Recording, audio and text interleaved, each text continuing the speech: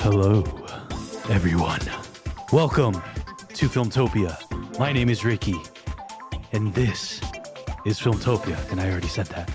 But everybody, welcome to another live stream, watch party, reaction, discussion, analysis of the most awesome Disney Plus Marvel show thus far. It's up there with Loki, actually. Moon Knight. Moon Knight episode 4 is going down tonight. It is reportedly, supposedly, the best episode, at least of the bunch that we've seen thus far. And that is just incredulous. Like, I can't imagine this one topping the last three, but then the last three topped the last, like, it topped each one. And I didn't think that was possible. So tonight we actually have episode 4 debuting at around midnight. So T-minus 40-ish minutes. And until then, we're going to get into the nitty-gritty, because this week has been a good week for movie fans, Marvel fans, Star Wars fans alike. It is a good week, and I cannot wait to spend tonight with all of you. But let's go ahead and see who's in the chat. I see Brandon Lewis. Brandon Lewis is in the chat. What is going on? Nice to see you, my man. Cool Kid is showing some love. What's up, Cool Kid? Oh, I like that. Midnight. Midnight, that actually, I like that. I like that. Let's see. Nice. Brandon Lewis. And I see Kushal. Kushal asks, why is Kang in the thumbnail, guys? Well, maybe we'll talk about that in a bit. If you did or didn't know. No, you know what? We'll save it. We'll come back to that. OMG. Jonah is in the house. He says, Moon Knight hype. This is supposed to be even better than episodes 1 through 3. I can't believe it either. I also have question mark exclamation next to me. Yeah, it's going to be pretty wild. And I think what I'm really excited about is that we're finally going to be caught up with the media members and the content creators or influencers that got to see basically episodes 1 through 4 at the red carpet premieres all over the world. So it'll be nice to kind of not be left out anymore. I feel like there's a lot of people out there that are waiting for tonight to be over so they can join us in watching it in real time. I have heard that if you were not going to watch it tonight, to make sure, I think this comes from Soups. Yeah, I think I read this from Soups. But Soups said, if you are not going to watch it with us tonight, do not check your social medias tomorrow morning when you wake up. Make sure you watch this before you check any socials. So that to me said many things without saying anything. So, oh yes, I am so excited. Let's see. Yeah, thank you, Cool Kid, for the thumbnail, but we'll explain the thumbnail in a bit, and I actually have the perfect person to explain that, but we'll bring him on in a bit. And there you go. Oh man, the Clay Bear travels. Vibes, yo. Vibes to you, Clayton. Thank you for being here. And thank you for commenting on yesterday's Thor reaction video, Thor Love and Thunder, the reaction video I did. I appreciated the awesome, huge comment you left. I would love when I see the comments like that. So thank you. Kushal. The Rick looks bald. Yeah, hey, we'll get to that in a bit too. We need to see the locks, dude.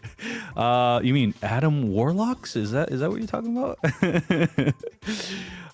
It says yellow yumpopia. Whoa, that broke my brain right now. Oh man, that's so funny. Yo, I'm here, Clay. What's up, Clay? AKA Juice World. Mad Cake says take the hat off, Rick. Man, peer pressure. What's going on? That's so funny. Clay says, uh-oh, someone dyed their hair. Dang, that's pretty cool that it was actually noticeable. I thought with the with the hat. I honestly kind of forgot. When I hopped on, I had forgotten, to be honest. Brown Babe's in the house. Thank you, Brown Babe, for being here. What up? Shout out. Vibes. Clay, so you're saying let's see if this episode lives up to the hype. I'm gonna finally give them the benefit of the doubt and just say probably will. Not only, you know, is it following a track record that's a really good track record for this series, right? Moon Knight, each episode seems to be better than the next, but you'd be hard pressed to find some of the content creators that watched it not rave about episode 4. That's all I've heard, at least the content creators that I'm in tune with. That's what I've heard. So you pair that with the track record so far, good things are going to happen. Lord Basty, all the way from the Philippines. Thank you, Lord Basty. Nice to see you. Bro looks fresh, especially with the Avengers. Thank you. Thank you. I appreciate that. That is so funny. Now I can't stop looking at me because now I definitely notice it. Oh, man. Bring Reddick on. Reddick may or may not be on tonight. We'll see. Hopefully he can make it. If not, we'll definitely probably see him soon. Lord Basey says, hey, Ricky, do you watch Winning Time on it? Ooh. So you got me. You got me. So as a Lakers fan, I have not seen the show, but that actually has to do with, I wanted to actually binge this one. I didn't really want to go week to week because I didn't really feel this was a week to week sort of show, at least for me, the way I wanted to consume it. Oh my God, tonight's Better Call Saul.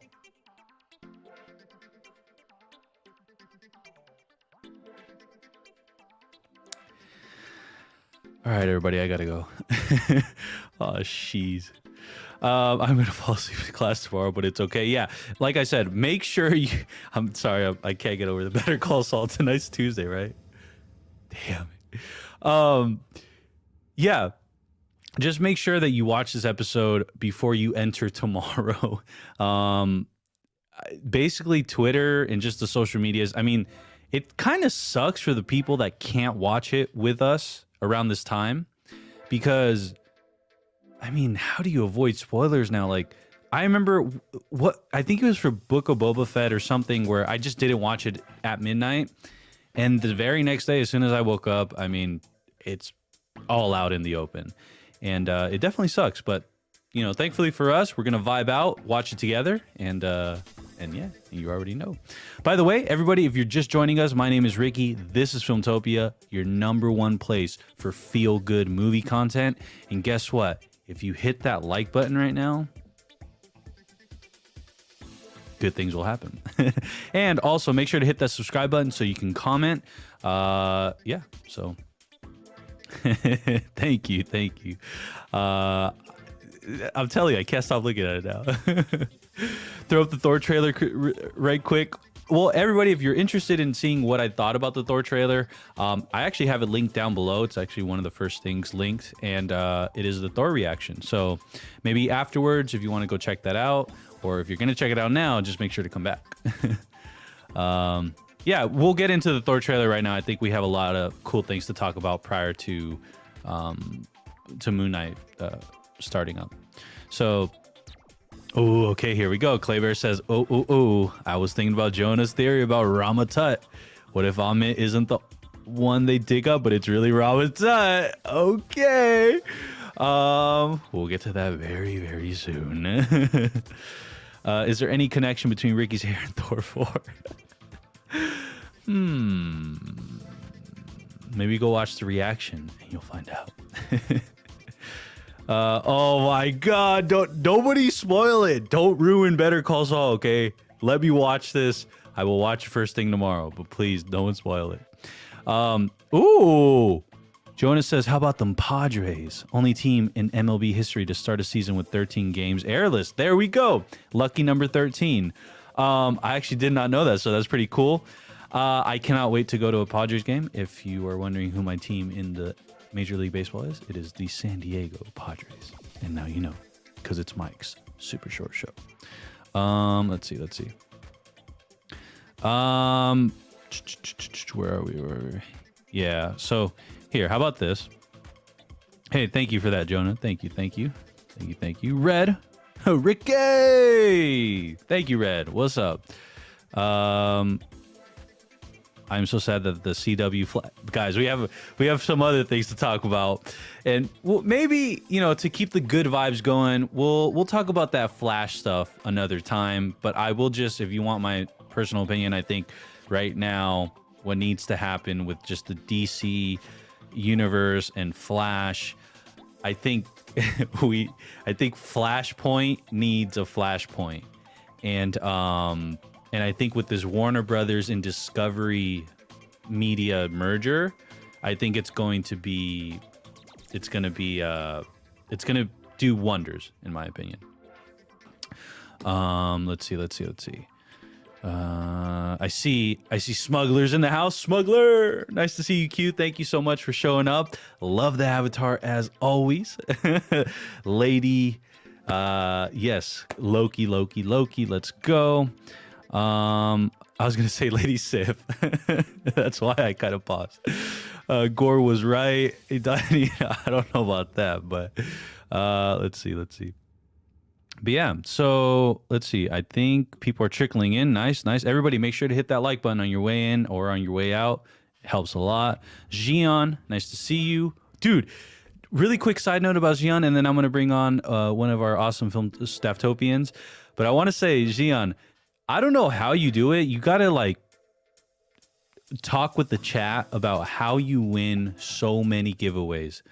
I have no earthly idea how you do it, but I'm very impressed. I always see on your story on Instagram that you won this one or you won another one, and you've won like 2 of Filmtopia's giveaways. By the way, we haven't done a giveaway in a while. Maybe for the Moon Knight finale? I don't know, maybe. Let me know in the comments if you guys want a giveaway for the Moon Knight finale. Wow, AJ Import.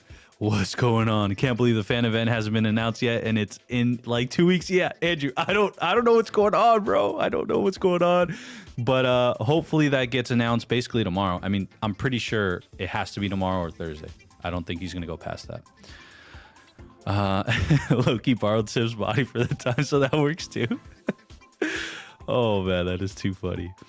Clay asked, "What's my favorite Juice WRLD album?" Off the top of my head, I can't remember the name for some reason, but obviously the one with in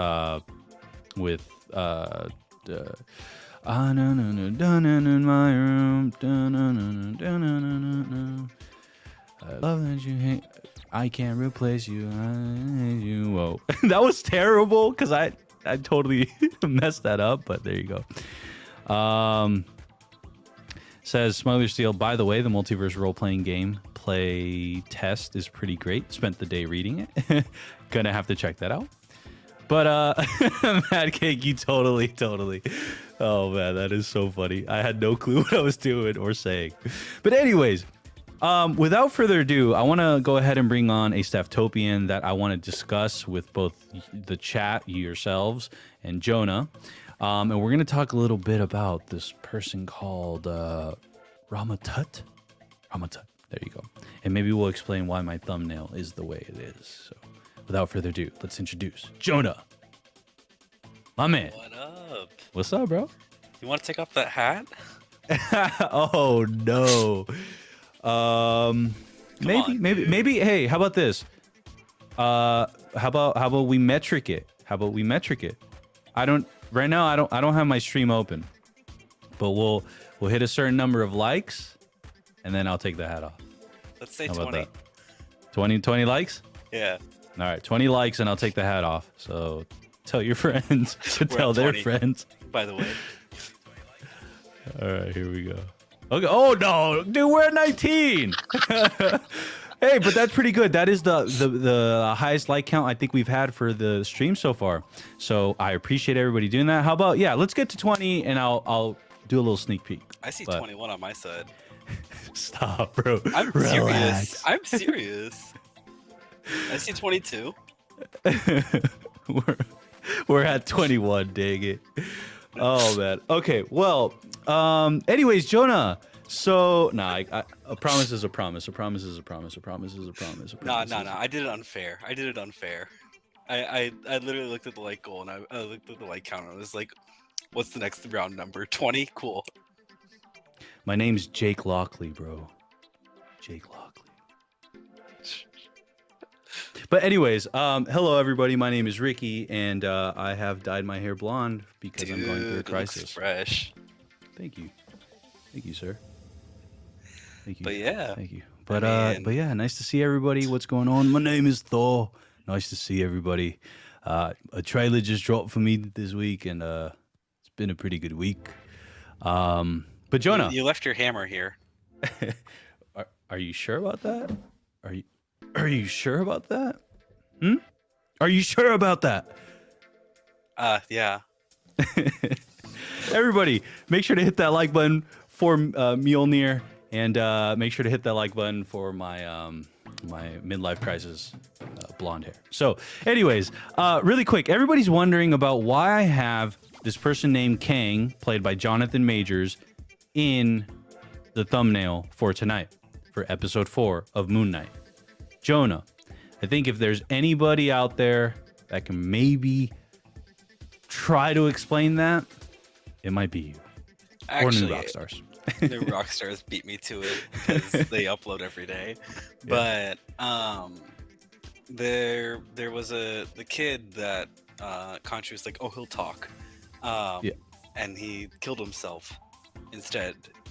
He just cut off the scarf that Mark was holding him by, and said praise Emmett, and just fell to his own death. This was on the rooftop scene of episode 3. This was on the cliff. This was on on the cliff. Yes. Right after Mark took recontrol from Jake from the stabbing on pulling out. So the kid was wearing a jacket, a denim jacket. On that denim jacket had a very specific design on the back. And that design was the exact pharaoh, I don't know what you call it, like wreath or like helmet or whatever, but the exact one that Rama Tut has. And it was intentional, and the writers said it was intentional. And before we lose anybody, let's go ahead and explain a little, though, who Rama Tut is. Rama Tut is a variant of Kang.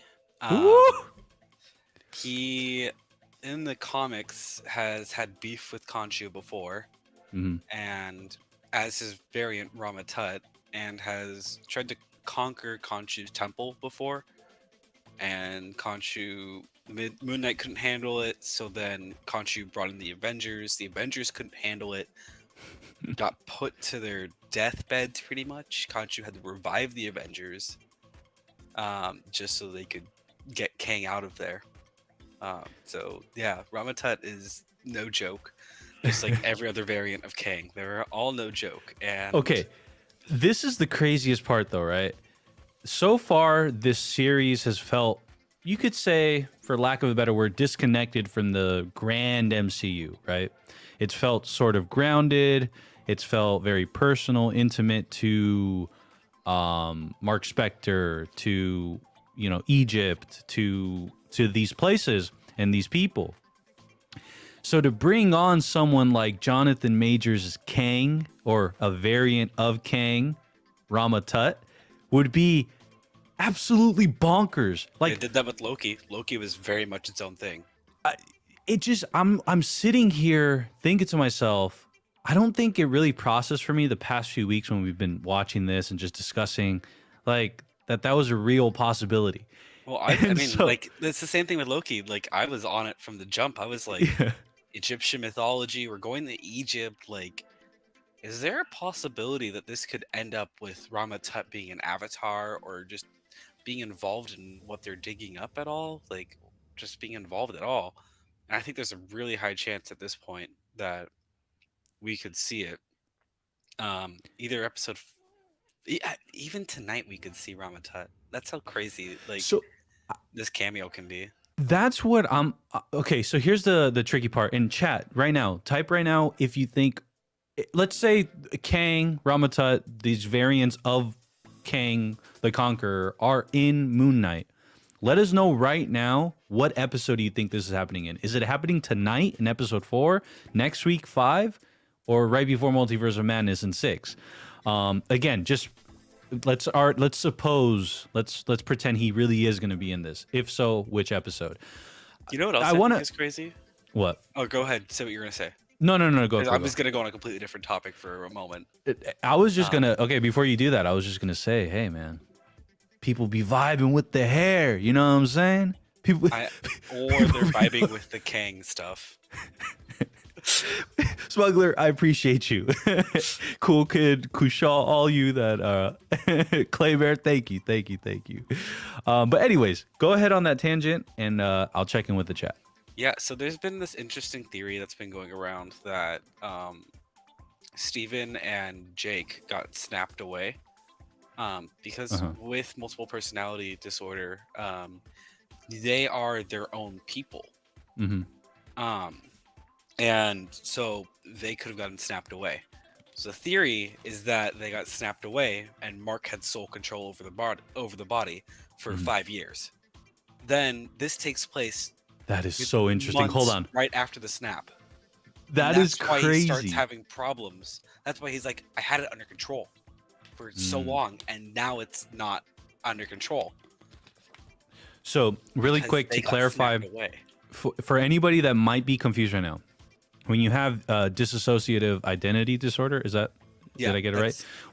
When you have that, more commonly known as multiple personality disorder, basically each person is their own person, even though they're hosting the same body, right? They have their own memories, their own interactions, their own way of going about life.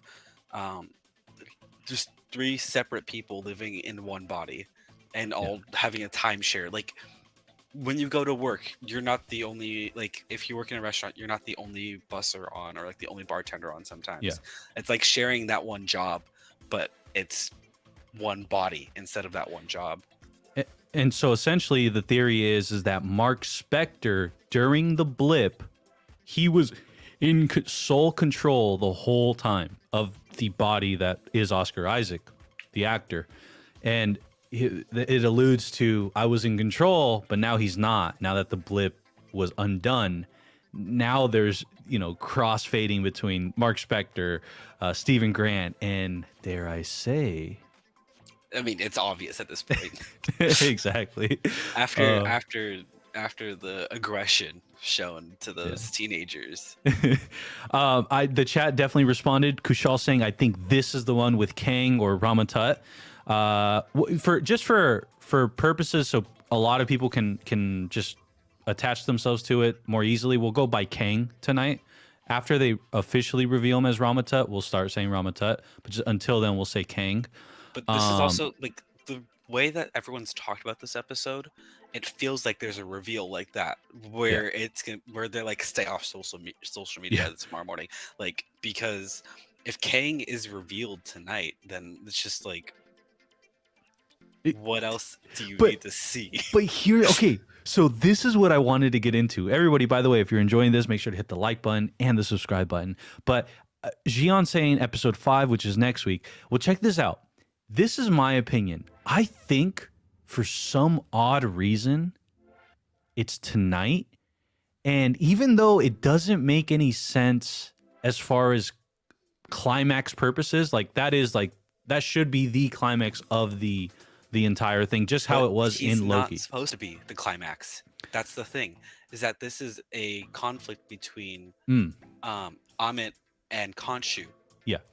And Rama Tut, Kang, whatever you want to call him, he could end up helping get Khonshu freed. Yes. Which would then lead to the final battle and make him look like a hero in the process. Yeah. Which is he wants to move quietly through everything and just make sure everything goes according to plan. That's the way to do it, is just quietly be a hero while being a villain behind the doors. Goat villain right there. Clay says probably this episode. Brandon Lewis says 4, so this episode. Brown Babe says it would need to build starting tonight to get a great finale. But to the point of what Jonah just said, yes, it would build, but it wouldn't build because it's not Kang's place or show, right? Like you said, it's between Khonshu and Ahmet. So I'm excited to see that. Kleber says, since both versions of David Harbour, oh sorry, we'll get back to that. Sorry. Oh wait, David Harbour from Stranger Things and Black Widow are in the gulag. Could they possibly be variants of each other? That's so funny. Oh man, I love, dude. The gulag is so funny. Let's see, or gulag memes. Kushal says, how could they be snapped away if they are part of one body?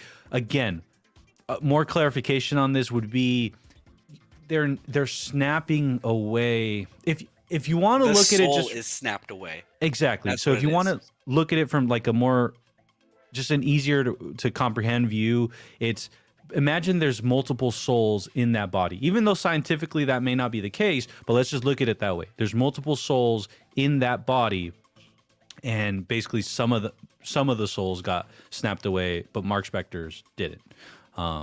Just to digest it like that. Smuggler says it would be saved to closer to the end. I think Kang is going to be peppered through much like Thanos was over the first saga. But here's one thing I want to ask in chat. Let me know what you think. While I loved what happened in the first saga, the Infinity Saga with Thanos, the way he was just again peppered into the Marvel Cinematic Universes phases 1, 2, and that peppered. That's the thing too. Is like he had a quick cameo in Avengers. He had a quick cameo in Avengers 2. Quick cameo in Guardians 1, and that was it. Like, I don't think of any other times that he's shown up. So this is, but I think what Smuggler might be alluding to though is more of the hand of. Oh no, I get that. I'm just saying, like, it's just. I feel like they're gonna be directly involving Kang a lot more than they involve Thanos directly. Yeah. Because Jonathan Majors can play that role so well. Yeah. Well, again, this is what I'm curious about though.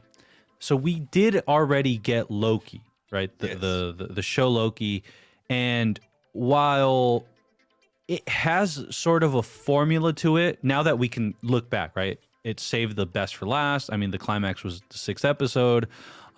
It had a great Act 2 going into Act 3, a lot of things. But I'm curious to see if Kevin Feige is going to, in a way, reuse that formula, which is saving Kang till episode 6. Even though, again, it's not his show, and that's not going to be the big reveal or the big battle or whatever. But it would just...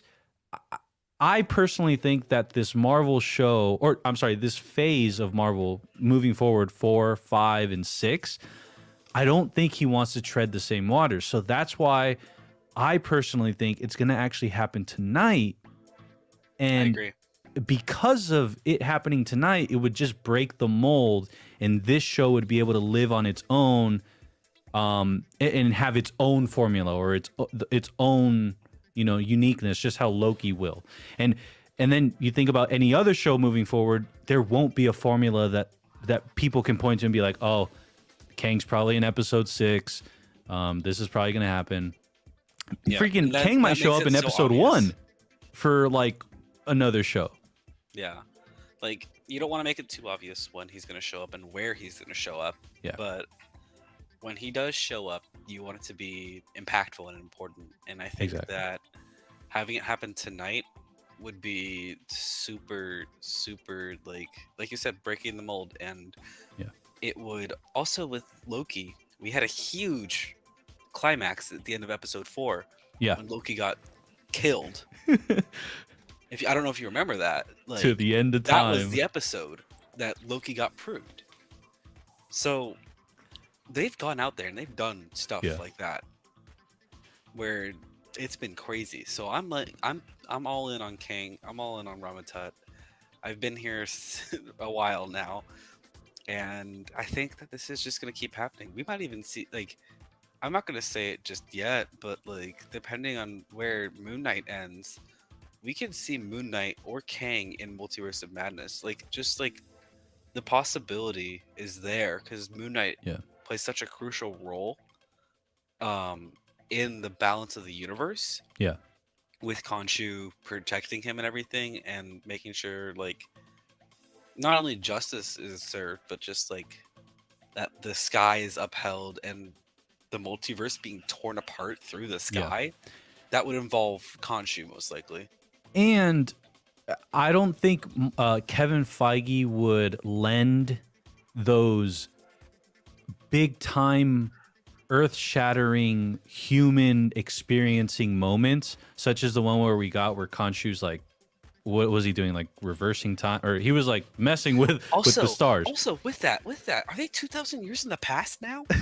Like, is that like that explains how Ramatut could show up if they're 2,000 years in the past. Like, if he literally just time traveled everything back 2,000 years because of that. Yeah. Like, Ramatut could easily be alive 2,000 years ago. Like, we don't know. Clay did say though that the reason, or so many people saying don't open up social media tomorrow unless you've seen the episode, is kind of a big indicator that tonight might be that episode, right? So I mean, that's I'll be right back. You know. Okay, sounds good. Human Ramp is saying, "What's up, Human Ramp? Nice to see you." LMAO. After my horrible call of Magneto in WandaVision, I can no longer speculate. Dude, I feel you, but you know what's funny, Human Ramp? Although Magneto was not in WandaVision, rest assured, he will be in WandaVision Part 2, aka Multiverse of Madness, Doctor Strange. At least that's what I'm thinking. So it's not too off. You're not too off far base. It just didn't happen in WandaVision. Alicia Del Toro. Hello, Alicia. What if one of the personalities is a Kang? Oh, snaps. I did not even think of that. Jonah, I can't wait till you hear that part. But that would be really crazy. Oh, my gosh.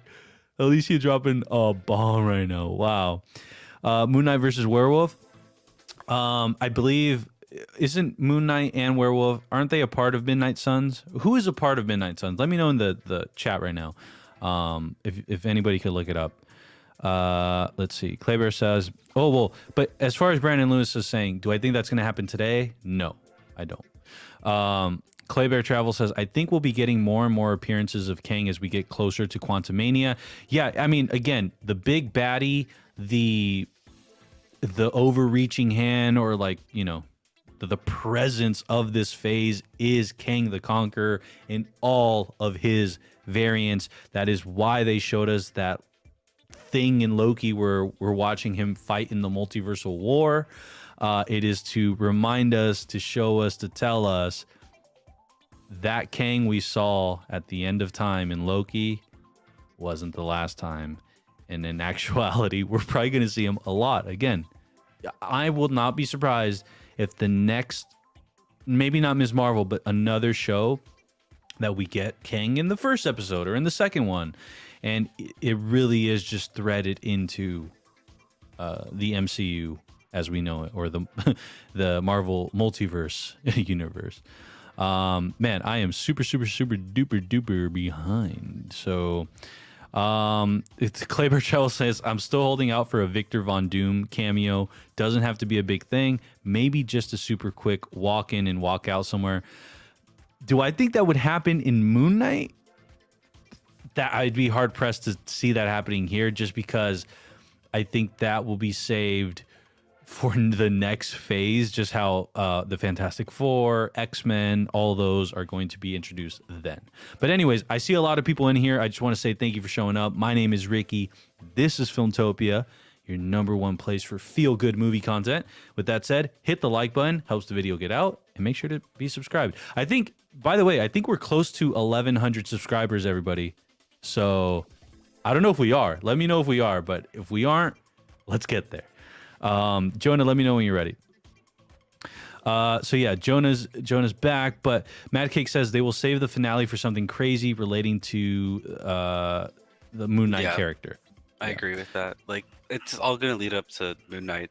Like, Kang might help them along the way get to where they need to be, but it's gonna come down to Arthur and Mark in the end. Yeah. And Mad Cake Steven. Follows that up with, this is a new character that we are introducing. I don't think they would steal a new character's thunder. They wouldn't have Kang show up in 2 shows finales, so it probably happened tonight or in 5. I'm pulling for tonight. Huh? It is out. No.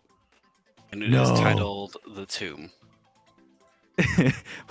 Johnny Quest, thanks, Brown Bay. What is it called? The Tomb. The Tomb. Oh my God.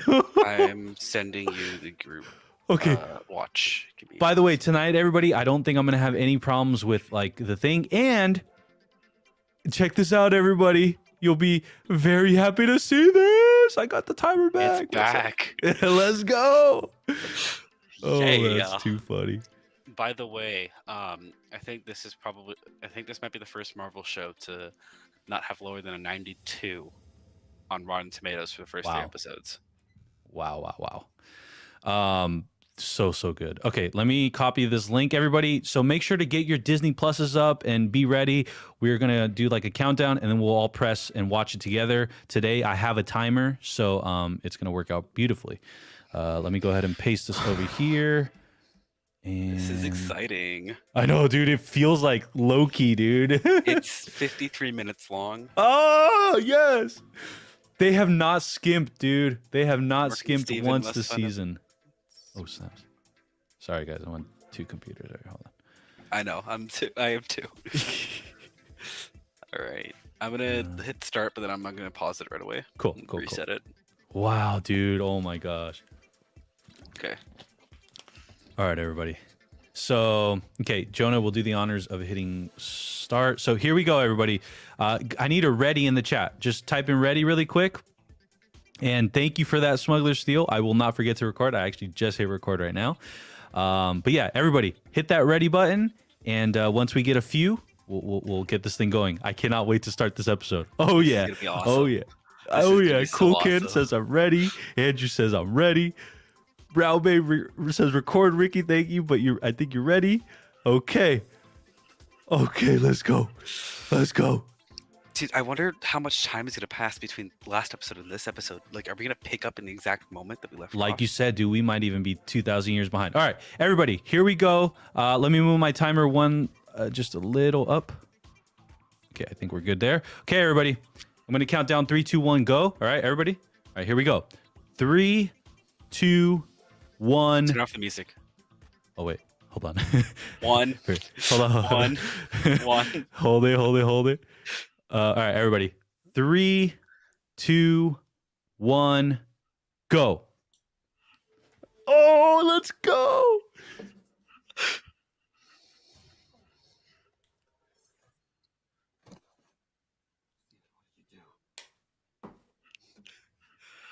Oh. Oh my God.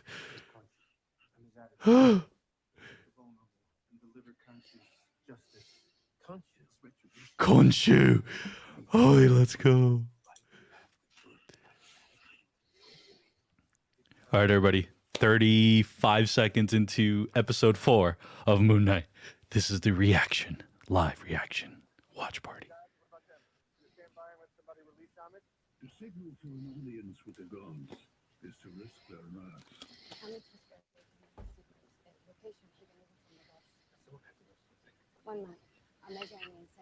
Do we remember her name? The goddess or her? Got it. Oh, the goddess. I'm blanking on it. Yeah. Someone will know in the chat. Yeah. Oh man, this scene does not get old. So far, we're just watching the recap, everybody, of episode 3.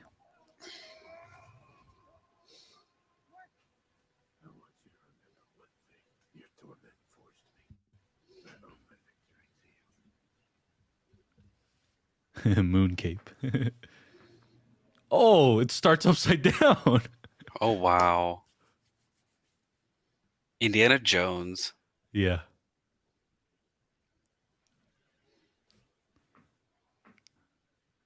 Okay. All right, where are you bringing it?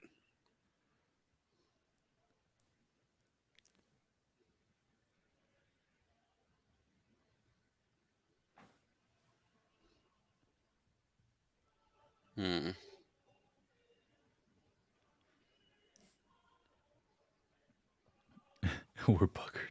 Oh my God, the other gods. This 1, is 2, so 3, like 4, Fantastical 1, 2, 3, 4, 5, 6, 7. There's 8. too many for it to be the 4 that we're missing. Got it. Again, no typical Marvel music. Yeah. Well, but this one sounds like it's ready for some action, bro. This one sounds like crazy.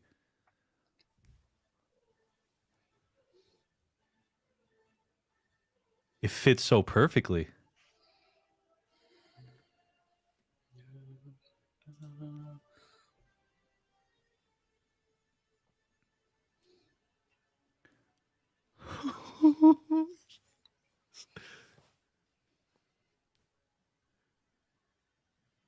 Oh, it's the thing.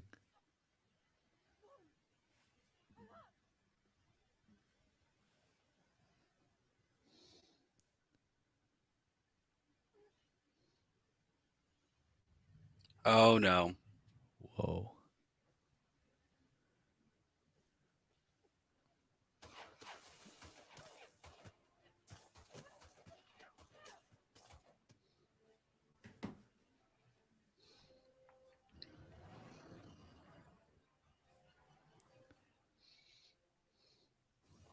Yeah, Los, the score is crazy.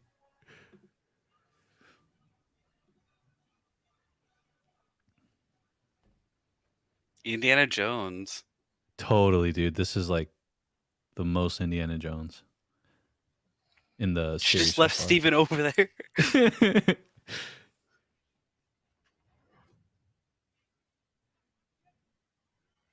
Hey, you got to put your life jacket on before you can put on someone else's. Wait, was that in Spanish? Is Spanish or Egyptian? Or one of the many languages that they all know. Yeah. I could have swore I heard Spanish. I speak Spanish, so. He really did leave him. Looks like he's dead. Yeah. What's that? Flares? Why are you... This ain't Jurassic Park.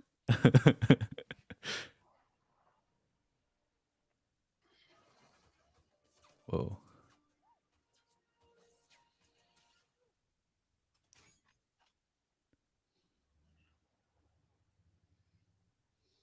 She's got something planned. Yep. There it is. Oh, shit. Oh Just my so everyone God. knows, that should have like exploded. Steven. Steven. Or is it Jake? Oh. Oh, I love the that's Steven. suspense. That's a cool way to hold it, though. Still keeping us wondering. It did look like Jurassic Park. Cool kid.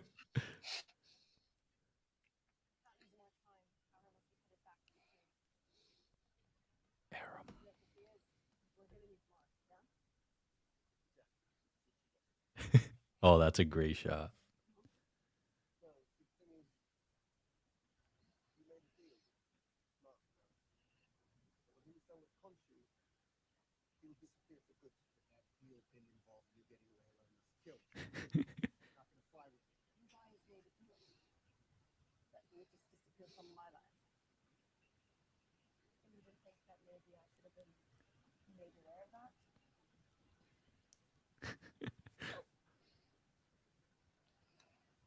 Yikes. Oh my God.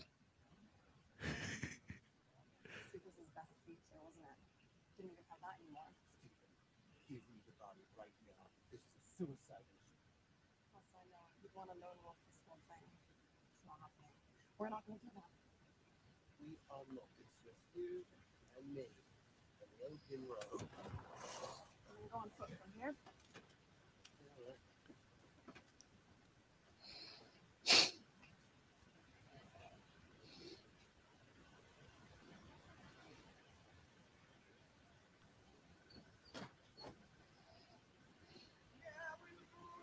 Ooh, the music. Tatooine vibes. We're the twin sons.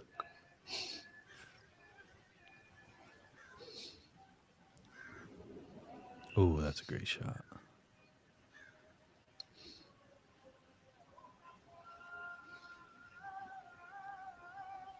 Wow, look how minuscule they look. Yeah. Dude, the camera work is great. As Oh, the always. goat is the goat.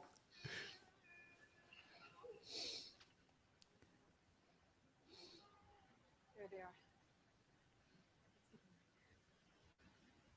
Looks like they're already inside. We'll need to find another way. Trailer shot. You're right.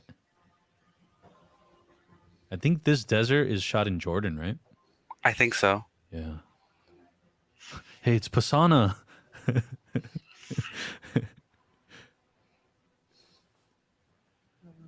Yeah, Alicia, this cinematography is so awesome.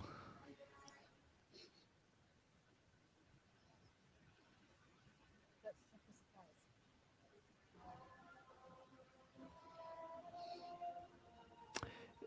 Jonah, doesn't he look like the White Ranger right now from Mighty Morphin? Like Tommy? A little. Yeah, a little. There was somewhere where feel Tommy like- looked like this. I feel like if you get rid of the thing, he looks like Tommy. Like with the armor, if you don't have the helmet. Yeah. Or the... Yeah.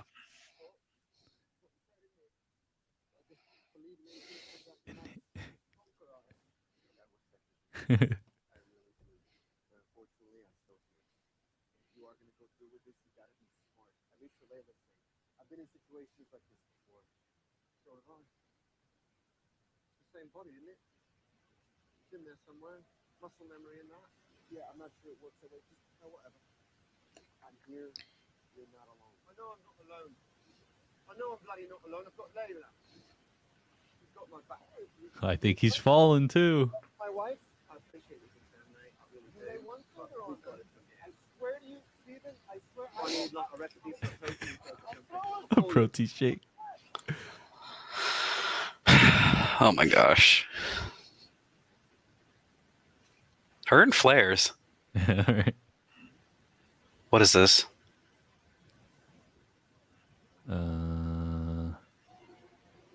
What is that? I don't know. It was a weapon. I think it's like a rock climbing thing.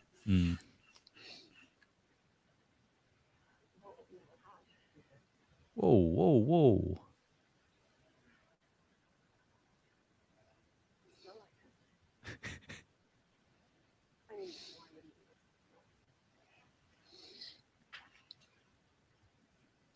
Mark's trying to protect you from Conchu. He thinks Conchu wants to send out a child and all that. It's alright, but I feel like you should know that.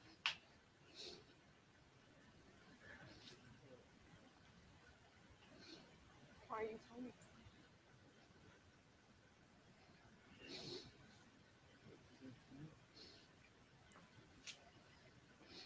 Whoever has caused me. I don't need protection. What I need is honesty. What does she need? Honesty. Honesty.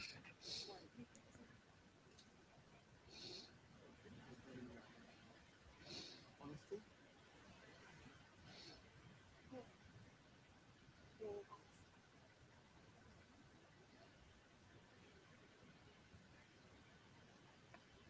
honest. Oh, he did it. Oh Ladies my and gentlemen, god. good guys don't finish last.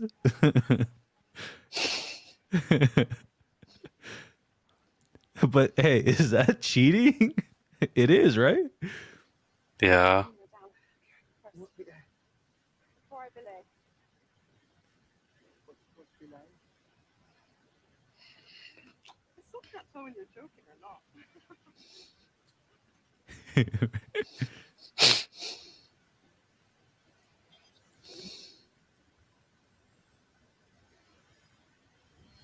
Whoa. That's I thought he hilarious. transformed.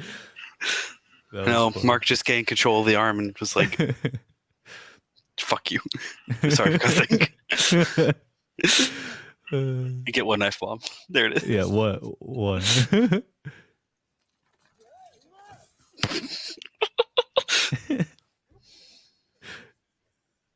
We all know that was Mark. I feel like Mark would have like punched him in the face backwards into the thing, Yeah, so he right. could knock him unconscious and gain control of the body. I feel like that's a Mark thing.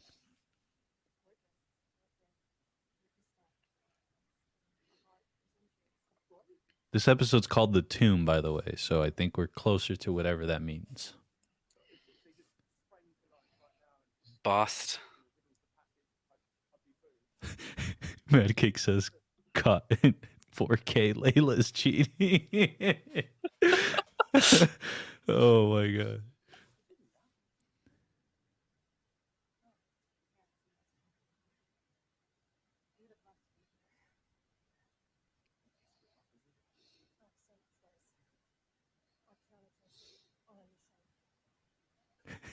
Steven looks like a kid in a candy store. Because he is. Yeah.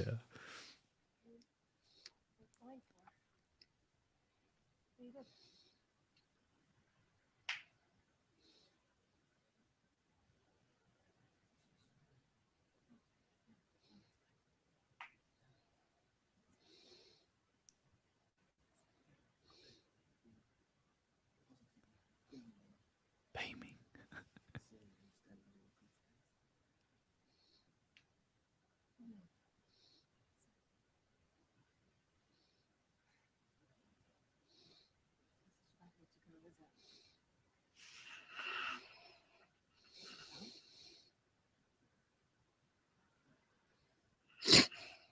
She is what Mark is to Steven right now. Like, he's like, I can't get away from this. People just want to go like deeper, crazier, more. Dude, this is totally the Indiana Jones ride at Disneyland. Yeah, it is. It totally is. This is where the spiders come out. 6 pads.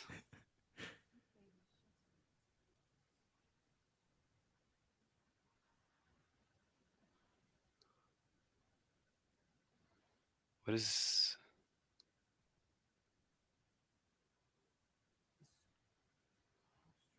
Yu-Gi-Oh's about to be summoned.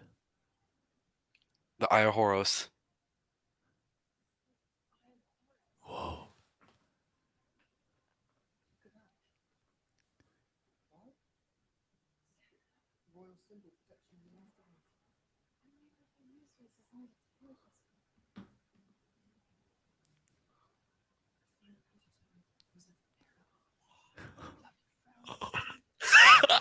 Oh, dude, stop. No. This can't be real.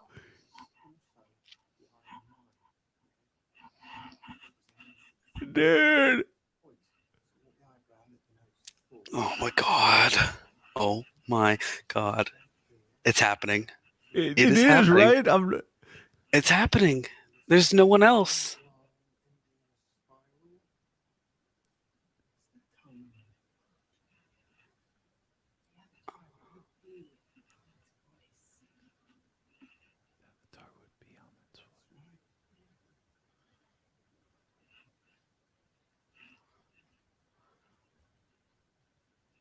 Holy crapperoni is my right, God. cool kid.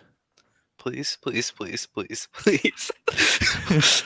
I'm more excited for this than I was at Loki. Damn it. Dude, I don't know what to do with my hands. That's why I'm doing this.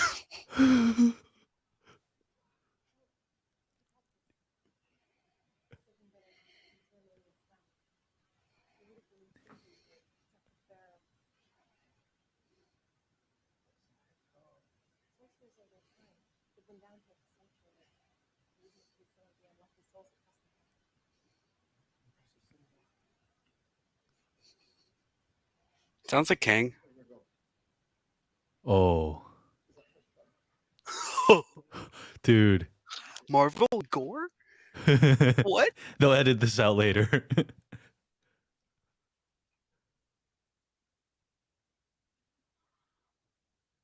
Dude. Dude, this just seems so grounded. Like I can't fathom what's about to happen.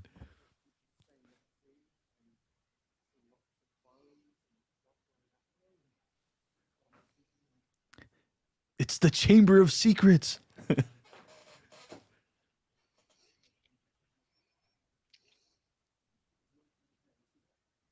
What is that?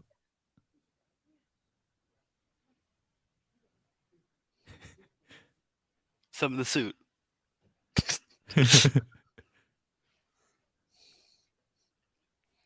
Dude, if this happens, and I'm 2 for 2.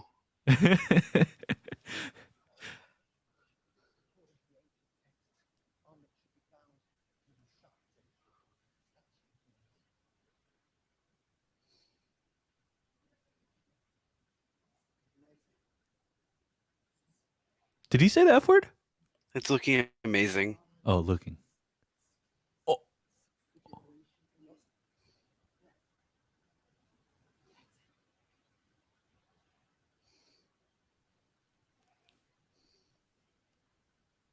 Bro, the tension.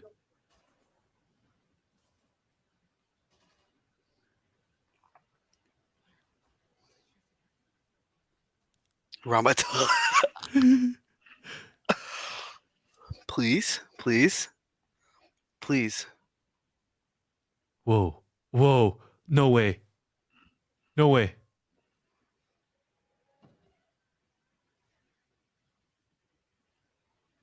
What? But who's that? Oh.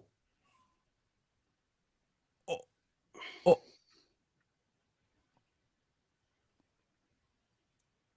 It's a guardian. Dude, that looks like what?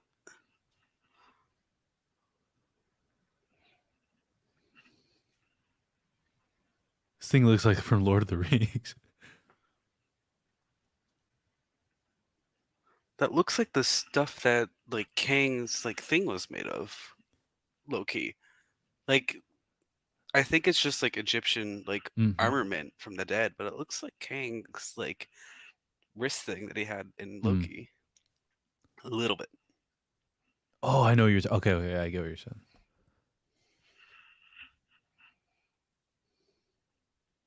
Oh no! Oh no!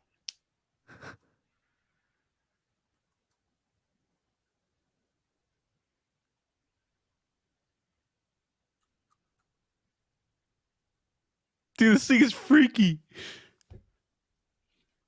The scene.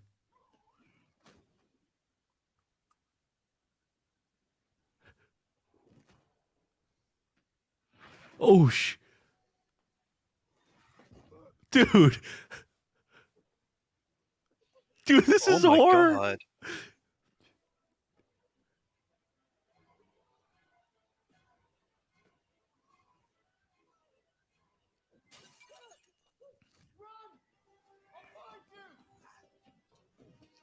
Wow.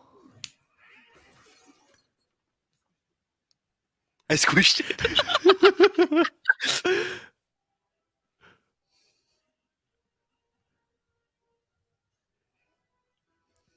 Holy. Oh, dude.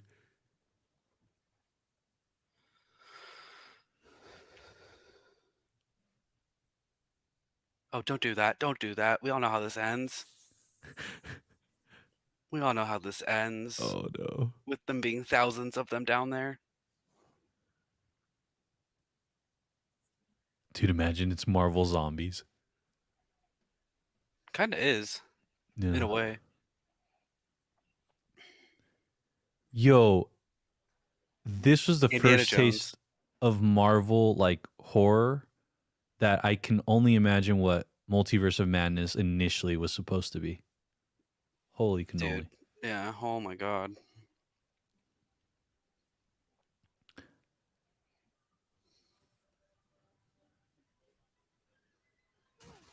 Oh, Indiana Jones for sure. Wow. What's right there? Oh.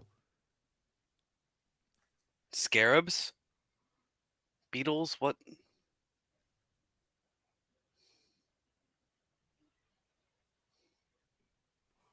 There's something there. It keeps like, wait.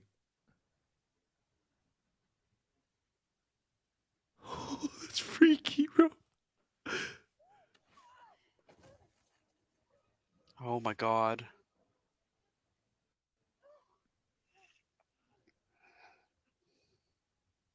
The Temple Guardians, or the Tomb Guardians. No joke. Oh, no, that dude. So Marvel can do horror. Wow. Oh my god. Oh, It's a robot! Dude, it's a Dude. robot! no. Yeah, Oh, you're right. it's King! Stop, It stop, has stop, to be. stop, stop. Oh, what? No. No, that's a bone. Oh, that is a bone. Damn. Oh, dude. But it did look like King's armor for a minute.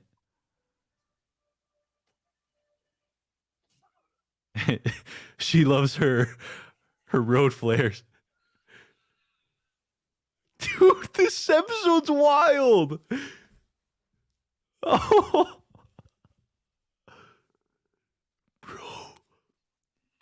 Oh my god. Give me Multiverse of Madness rated R, the original version. The horror version. Holy. Dude. Sam Raimi, we need your director's cut Yeah.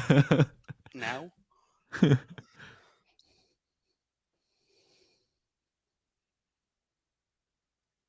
What a scene, bro.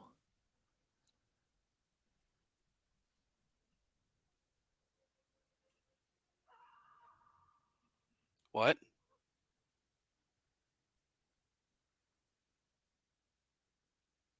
Oh, it's...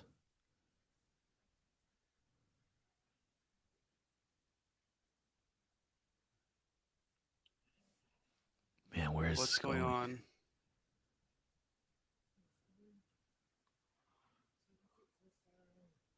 Tomb fit for a pharaoh. Dude, it's just Yeah, leading man, up King. to it. It's just leading up to it.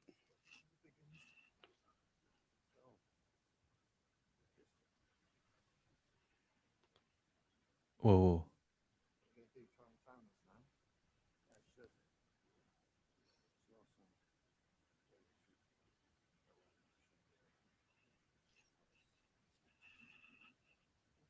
He kissed her but told her the truth.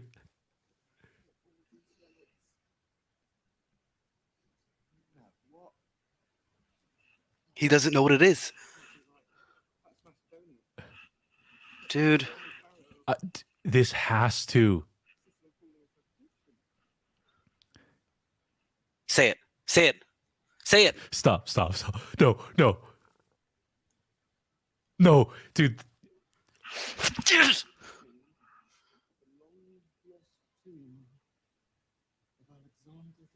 Oh.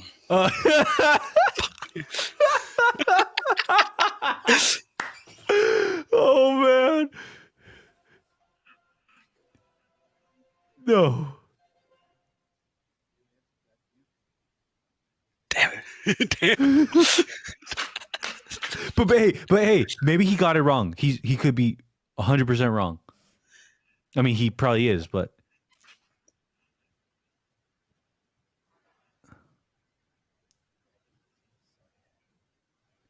Oh no.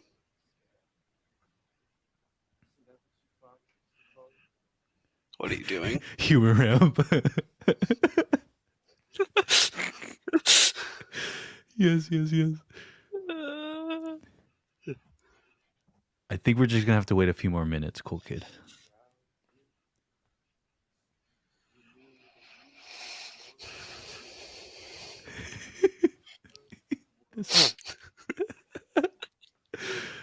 Oh man. Egyptian gods.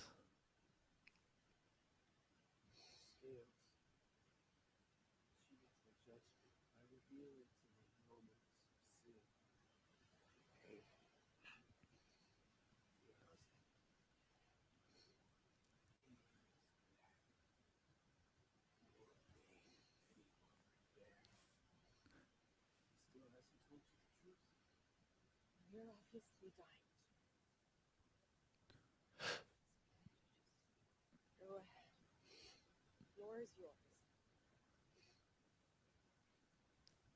I read the skips. Skips do not lie.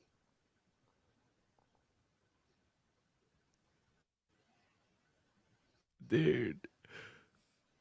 Everything inside was like screaming, not so easy. Okay, I'll get that out first. Jonathan Majors, please. Jonathan Majors.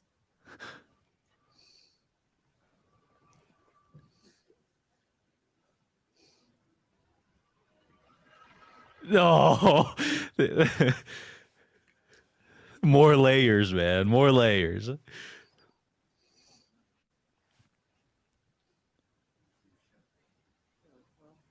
when you going to hide it for eternity, you probably put it in a place where the average looter would have fixed it up.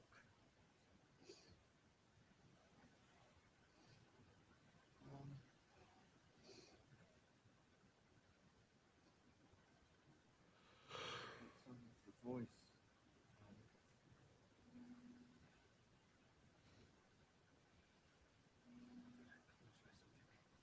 No. Layers. Look. Please. Oh my god. Help. Bro, the suspense is killing me. Oh my. Oh. Alexander the Great.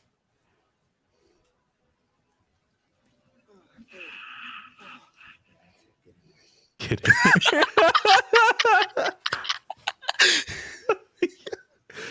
Oh man, that's gonna Get be in there. No one knows who they were. You're saying that Mark was one of them?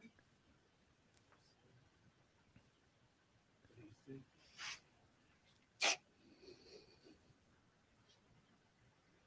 Mark remembers everything that happened that day. Everyone who died. From them stares absent. Mary. Scarf. Scare details. Handmade. Paid by his daughter, perhaps. Wait. Are you done?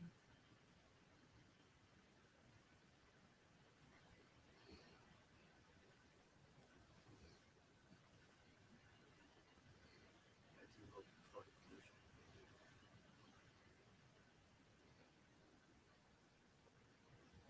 Wake up! To be honest, I did not follow much of that. We're just falling away.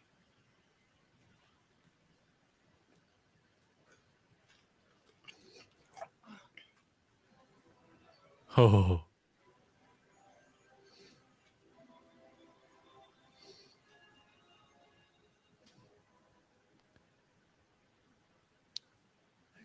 Look, we won. We won. It goes to us. We're gonna have to go digging down old Alexander the Great's gullet, but I found it. You're alright, huh? Can you hear it? Alexander, I don't think so. God, I hope not. What happened to my father? Talking to you. I'm talking to you, Mark! Oh. Mark, you have to go right now. What happened? Listen to me. You need to leave right now. I will explain everything. I swear, but we have to go. Did nothing any fooling?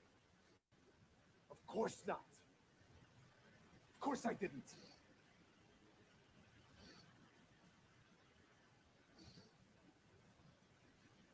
But you did.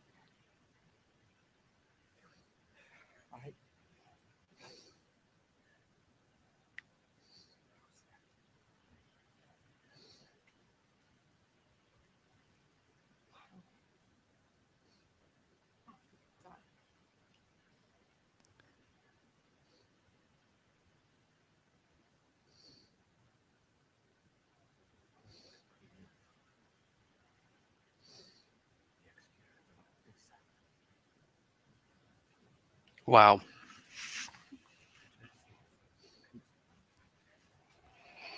Who's his partner?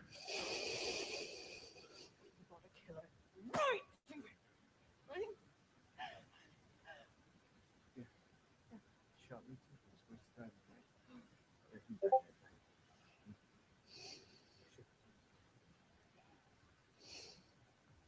I tried to tell you since the moment we met. Oh my god.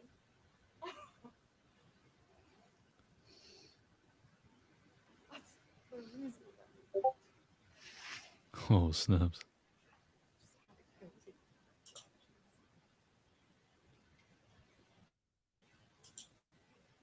Uh-oh. Be another way out. I think I can hear the episode, Jonah, like a little. Oh. Oops. It's okay.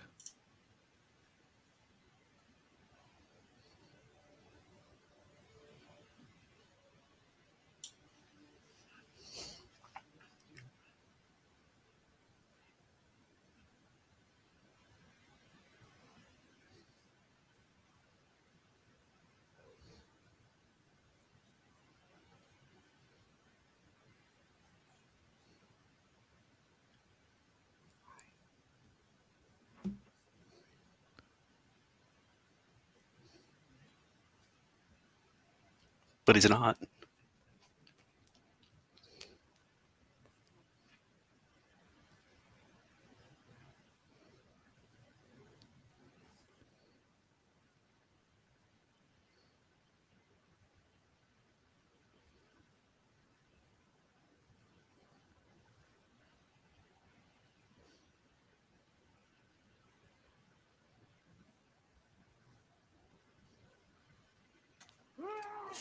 Oh, shit. Oh. Oh. Oh, God.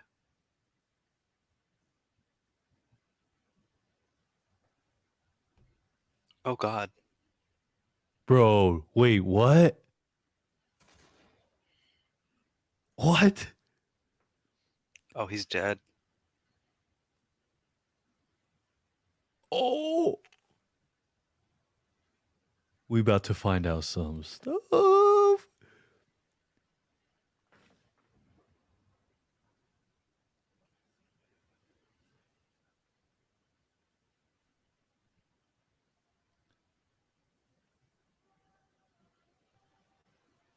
So is this why it's a limited series?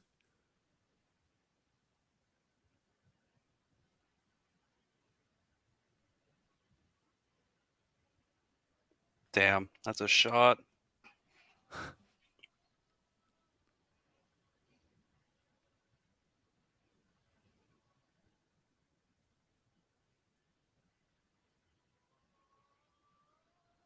Whoa.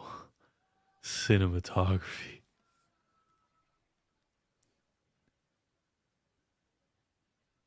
What?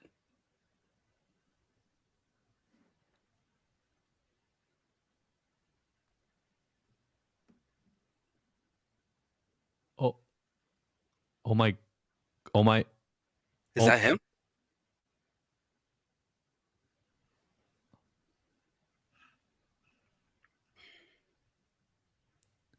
What the heck? What is this? Dude, this feels like WandaVision.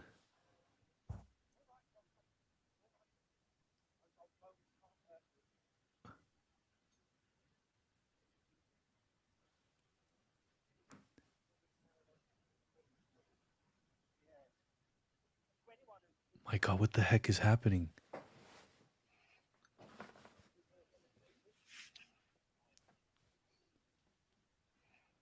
There's still so much time left in the episode, dude.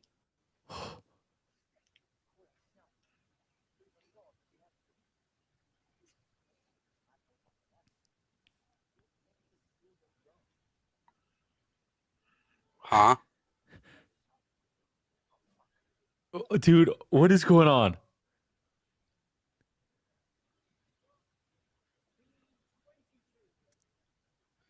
Is this his head?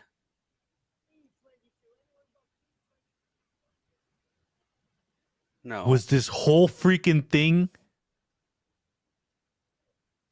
What? was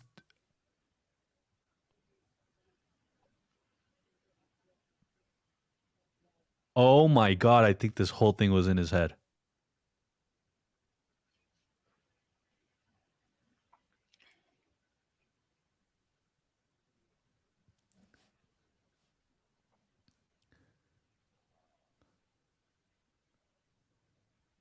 What? Khonshu. What the heck?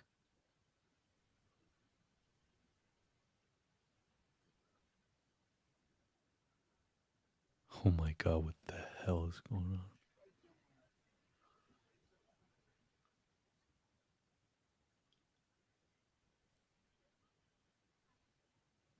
Jonah.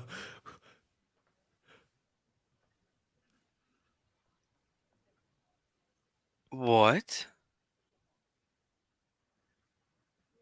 Uh,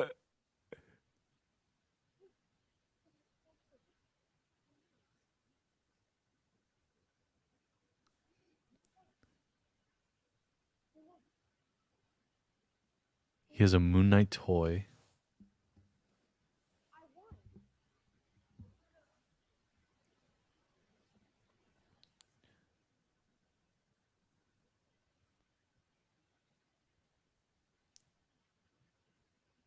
There is no Steve.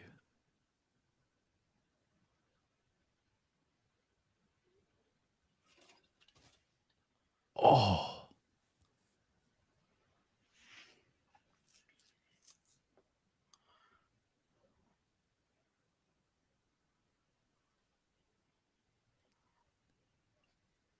Dude, I'm so confused.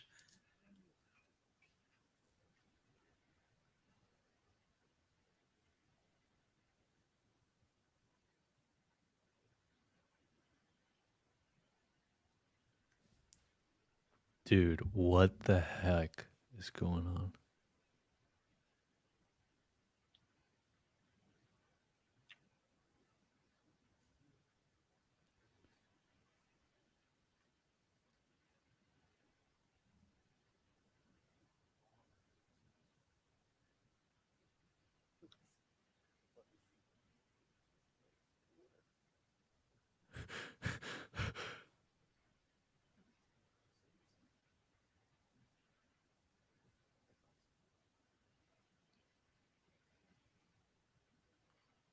What the heck?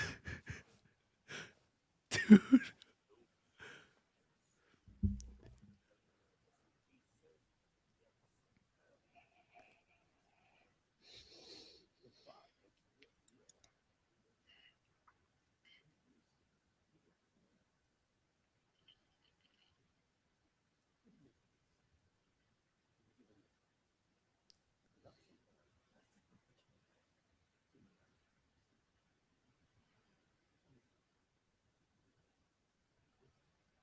Wow.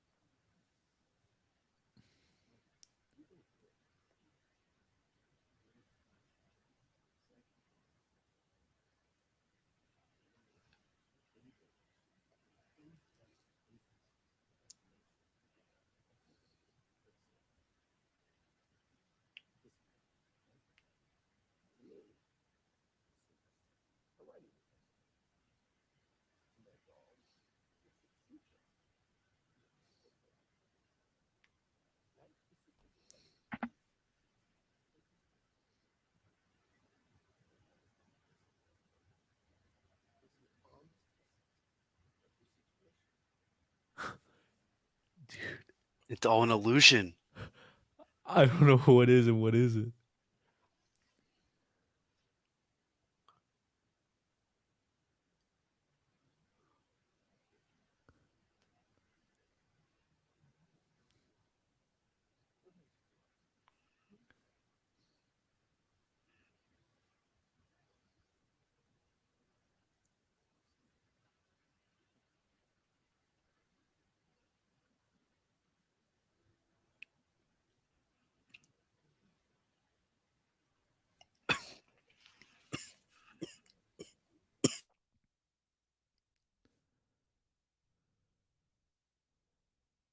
Wait.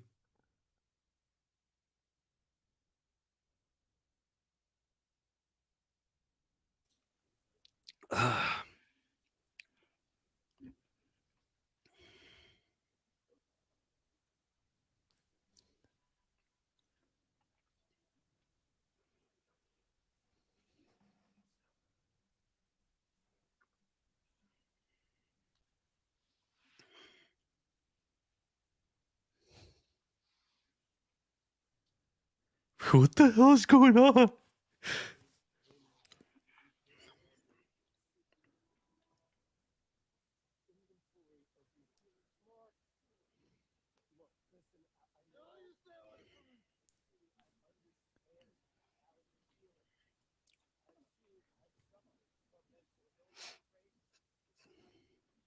Amit.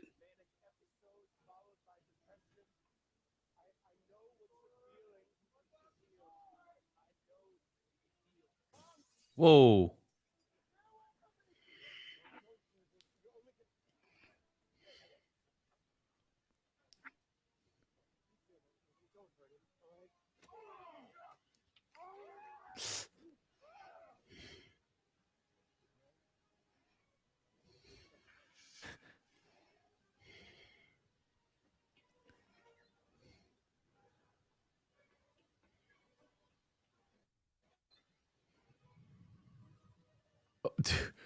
Where are we, bro?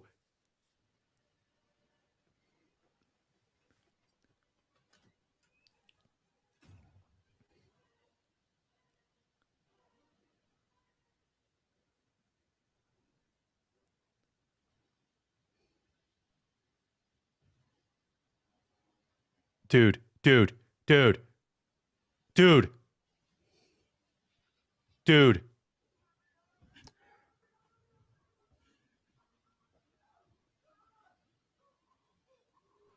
Oh, what the hell? Steven?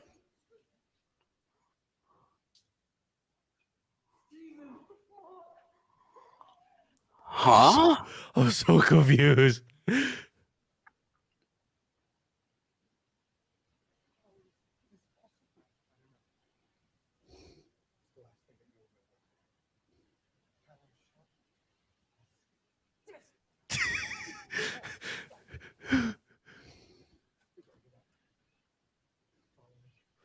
Bro, the suspense. This is sick.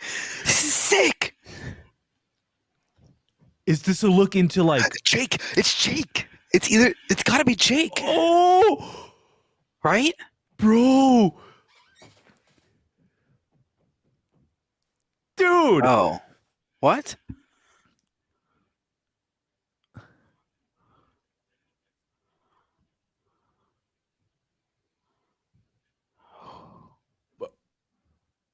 What?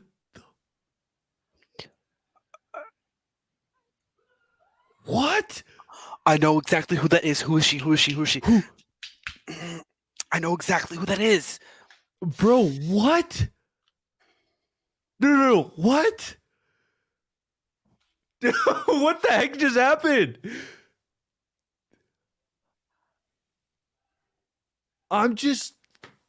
Jonah, what just happened? Chat, what just happened? Goddess. Oh my god. Everybody hit that thumbs up button right now if you were confused. Towerette. That's who it is. It's Towerette. And what is that? Who is that? She's the Egyptian goddess that her hieroglyphic means protection. And she's supposed to take care of the hospital, like the underworld. I don't remember exactly what it was. Oh my god. Dude, really quick, I chat, recognized it immediately. what the heck just happened? Let us know. We have no clue. Talia, I love this show because I don't know what the heck to think anymore. What is this? I love... What the hell is this ending? Debo the Viking? I don't know. Mad Cake has so many questions. What?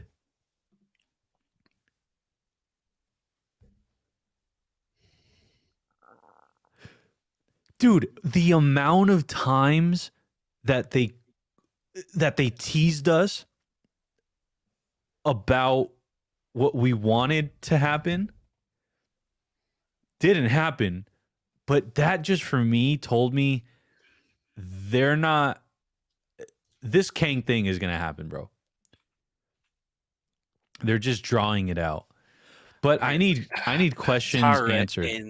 is the Egyptian goddess of childbirth. Childbirth. Kleber Travel says, is that the girl that they were talking to earlier in episode 2?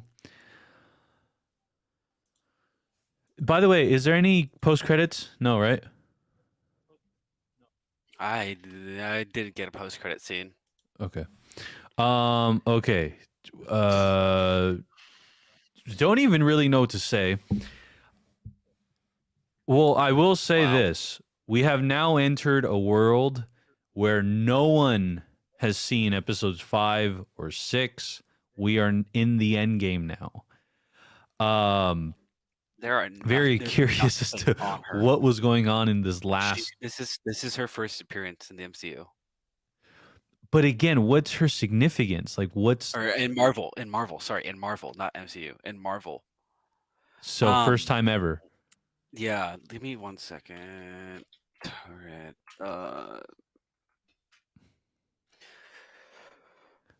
Dude, it's Eduardo. I'm so lost too. I don't even really know what to say right now. Okay, so people are tweeting about how about that Moon Knight ending? What the heck just happened? Like, that's the first question and the last question.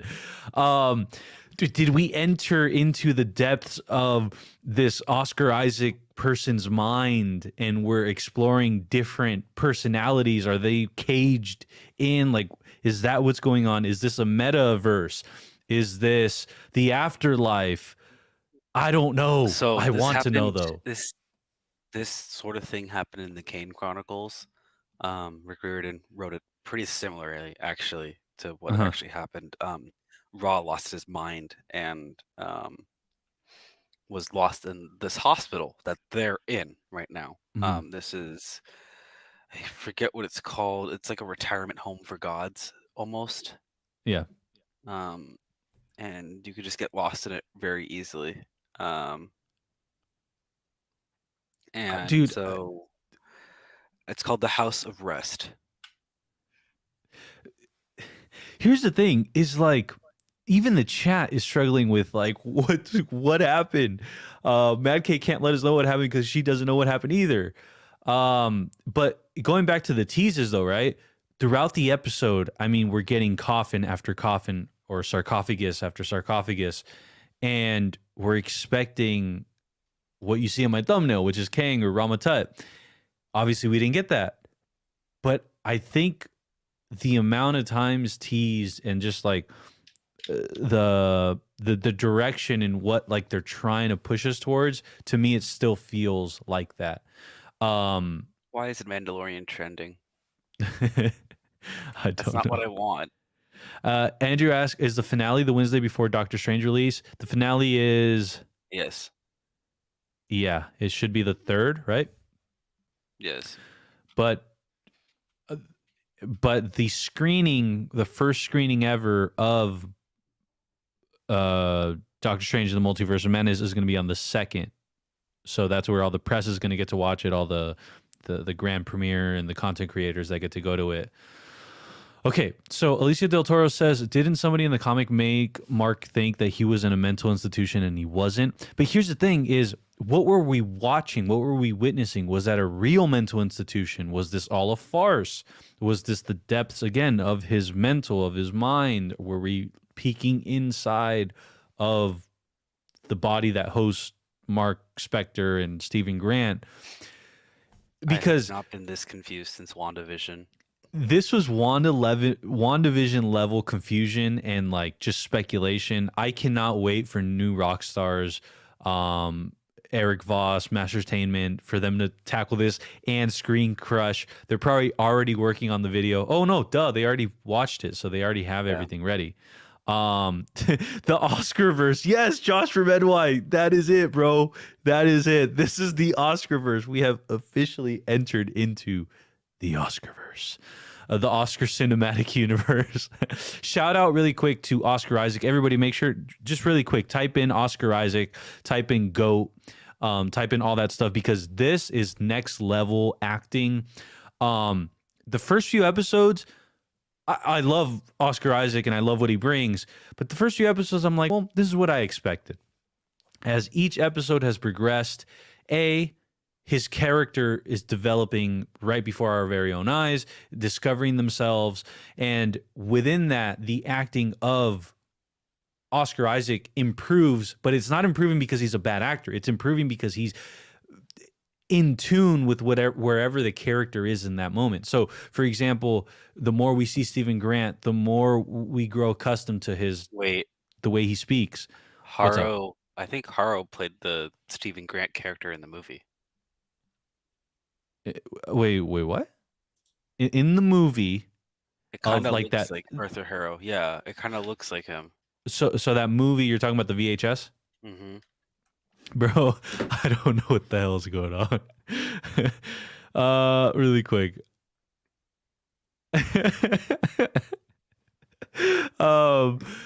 Twitter right now is on fire. Our awesome friend Madison sent me a funny tweet.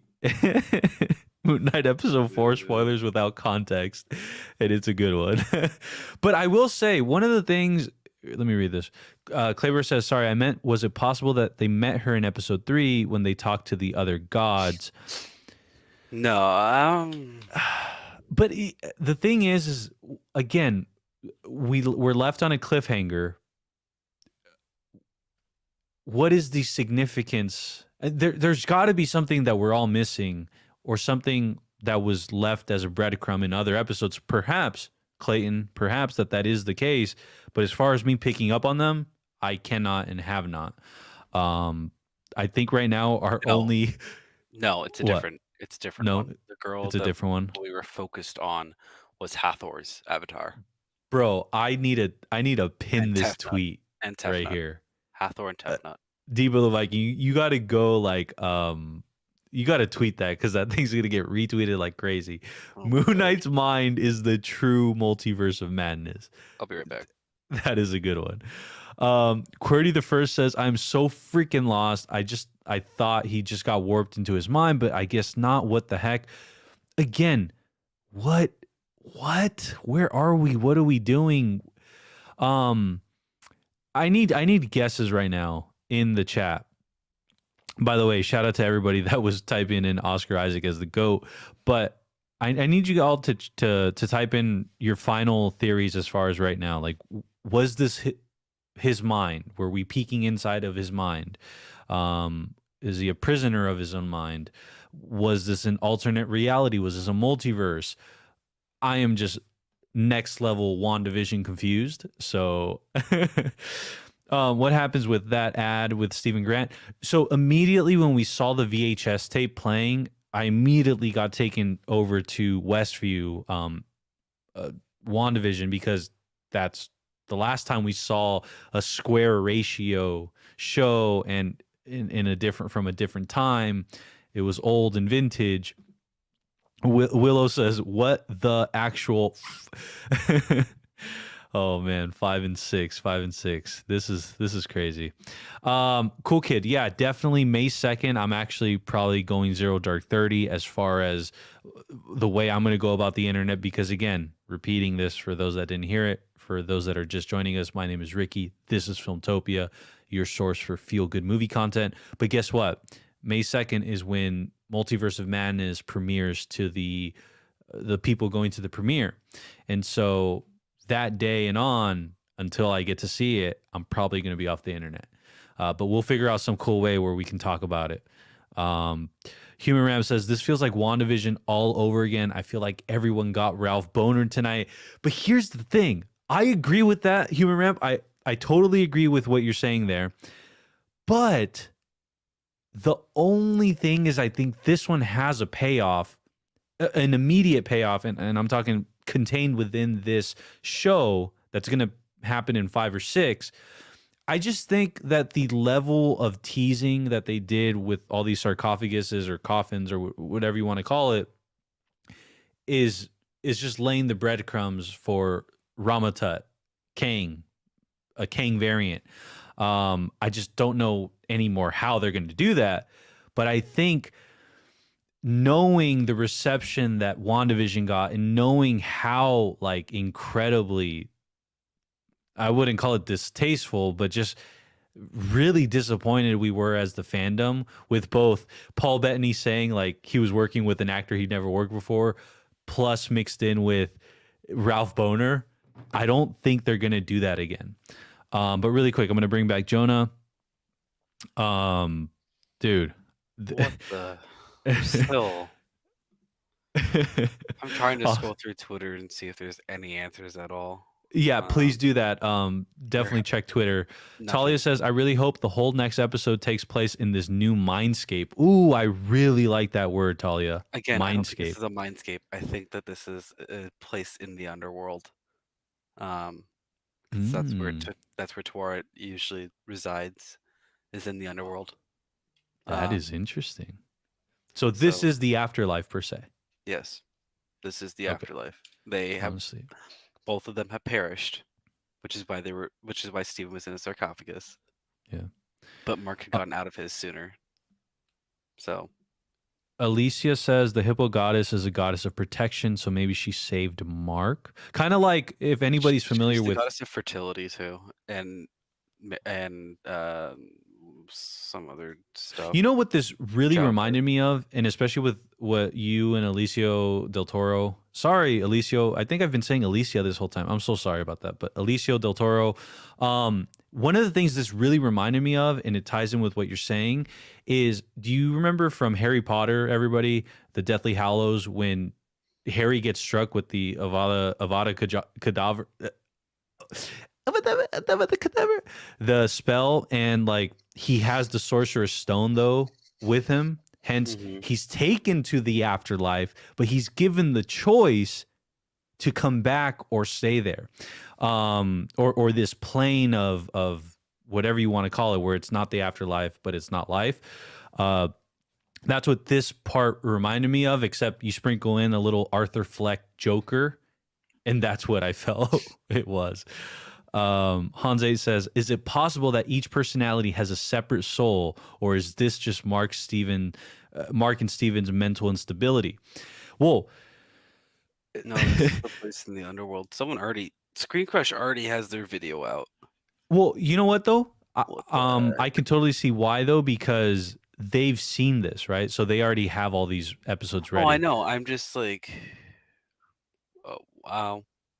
By the way, let's talk a little bit about that one sarcophagus that we got a peek at, but we obviously didn't open it. It's the one that was standing up. And guesses right now before we go ahead and say it, but type in the chat who you thought was in that sarcophagus, the red one. Shout out to Madison for reminding me. But there's only two options. Only two options. Which one? What are those options, Jonah? Ramatut or Jake. So let us know right now if you think it's Ramatut or Jake or other. Oh man, this is how he comes in and doesn't mess with anything. And what do you mean by that? In this hospital, retirement home, whatever they're gonna call it, this is how Ramatut enters and goes without having any consequences. But it's still there and still affected everything. He's not going to be in the sarcophagus, but he might show up helping Haro find the two. If anybody followed that, good on you. So I'm just saying Ramatut is there, right? And he's working with Haro is all I'm saying. That's what I'm saying. And it would, because like we've all alluded to, or what we know is Ramatut wants Khonshu to fail at all costs. So, Ramatut just wants to be in control. Oh man, Willow Wisp says maybe she's interrupting to make a deal with Mark. What would a god want? It was very interesting though. We saw you would think if they were going to use this as a metaphor, I think the really interesting part to me was how many doors there were. I mean, they had a lot of time to make this the set design, and for them to choose like a lot of doors to show us, that really stood out to me because I was like, well, maybe there's even more, like more personalities, more things that we haven't seen. Let's see. Danny says definitely a purgatory before he gets judged, and whether or not he'll be able to pass through the field of reeds. Ooh, I like that. Clay Bear Travel says, is it possible that Jake is the avatar? Oh. No. That Jake is the avatar of this hippo goddess. I She don't doesn't think have an so. avatar. Yeah, Only the Inyat have avatars. So Mark is the avatar of more than one god, but that's not like, yeah. Is that possible? Do we know if that's possible? Brandon Lewis says Moon Knight comic book. I would guess that he died and would get revived. Really quick. She is the goddess of childbirth, so they can be reborn. Yeah. By the way, people are sending in who they think was in that red box, and a lot of people are saying Jake. Cool Kid says Jake. Free my homie Jake. Brandon Lewis thinks it's Jake. Free my homie Jake. Hashtag free my homie Jake. Jake is in that sarcophagus, and I believe he is the avatar of that hippo goddess. Man. This is so cool. This reminds me, dude, of like Loki and WandaVision, and it feels so good to be in this. By the way, everybody, I don't know if anybody can check. I can't really right now, but hopefully tonight we can hit 1,100 subscribers. I think we are currently at a 1092. 1092. So if right now you're watching and you're not subscribed, make sure to do so. Let's try to hit 1,100 subscribers by tonight and hit that like button so this video gets out. Cool Kid is peacing out, says got to wake up at 6 a.m. Shout out to you for staying up. Yeah, we'll see you next week. Cannot wait. Oh my gosh, I love this show. Dude, but thanks, Cool Kid. I'm gonna drop off the stream real quick and then hop back, pull me back on. My camera's blurry for some reason. Okay, sounds cool. Clay says, okay, I'm a little late, just finished the episode, so can you guys give me a recap of what you talked about? Well, going on to this, there was no Ramatat, no Kang, but the teases of that, I think, are just overwhelming, and they're not going to put us in a position like they did with WandaVision, like what Human Ramp said earlier. I don't think they're going to leave us Ralph Bonard.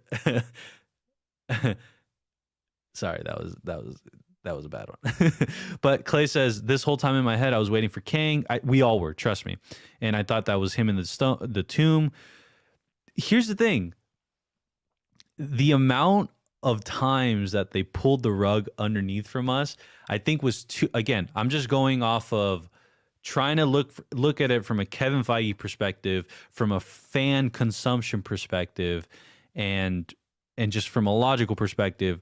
I think that's too in your face, haha, we got you, if that makes sense. And I don't think Marvel is one to do that as of late. I know they've done it in the past, but I think there was just an overwhelming response to how WandaVision treated all of that. And while I know these shows are in production like for a long, long time, you know, I want to give them the benefit of the doubt that this isn't going to tread the same trail that WandaVision did, because they don't have to. Let's see. Jonah, let me know when you're ready. Yeah, so Reddick, great to see you, brother. Thank you. Just we will see you next week. Can't wait. Let's see. Mad Cake says, what if he didn't die? He's just in a coma because he hit his head when he fell. I don't know, but would they go to the logical route? Yeah. No, he definitely got shot. He's not in a coma. It just keeps I'm keeps telling standing you, out to me. it's the underworld. It's the underworld. It, He's in the yeah. underworld. And somehow or some way, this is either an illusion or he's actually in the underworld. Yep. Oh my Yep. God. That's what I was saying. Dude, Carlos. Okay, so check this out, everybody. Our boy Los says, in Egyptian lore, there is a place called the House of Eternity or House of Rest, which is basically the gods' nursing home. That's pretty funny. After they're forgotten by society, they go to it. That's super duper, like nail on the coffin or nail on the head type of analysis right there. That's Oh man. exactly what I was mentioning earlier. That's what this place is the underworld, like, Yeah. but not the underworld. But let me Same. ask everybody here too. Do we know how they escaped the underworld? Because again, we've got 2 episodes left, so I'm assuming this isn't all going to take place there. I think the next episode, for the most part, is going to take place there. My You camera. think is it's going to go meta? blurry. Dude, my camera is just being so blurry. It's probably internet, dude. But I will say that if the next episode takes entirely it's sorry, I can't speak right now because I'm just so confused. If next week's episode is like a very what do they call it in TV when it's like an episode that takes place in like one place, one setting? It's called like a bottle episode or something.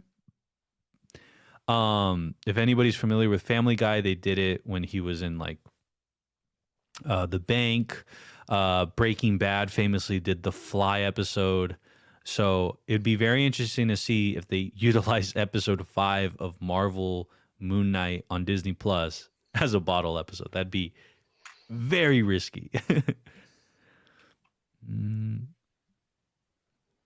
Let's see. What else? Carlos says maybe that place is where all the banished gods and their dead avatars go after they die. Yeah, so like Jonah was saying about that. Khonshu's there? I mean, there were multiple doors. There were multiple. But here's the thing, right? Do they project some sort of realism? So I guess they think it's not the afterlife because we saw Layla there. Well, no, that's what I'm saying though. It's just like if this is where all the banished gods end up going and stuff. I think that Ooh. corridor area, that corridor area that he was first in was an illusion by Corridor Arthur. area.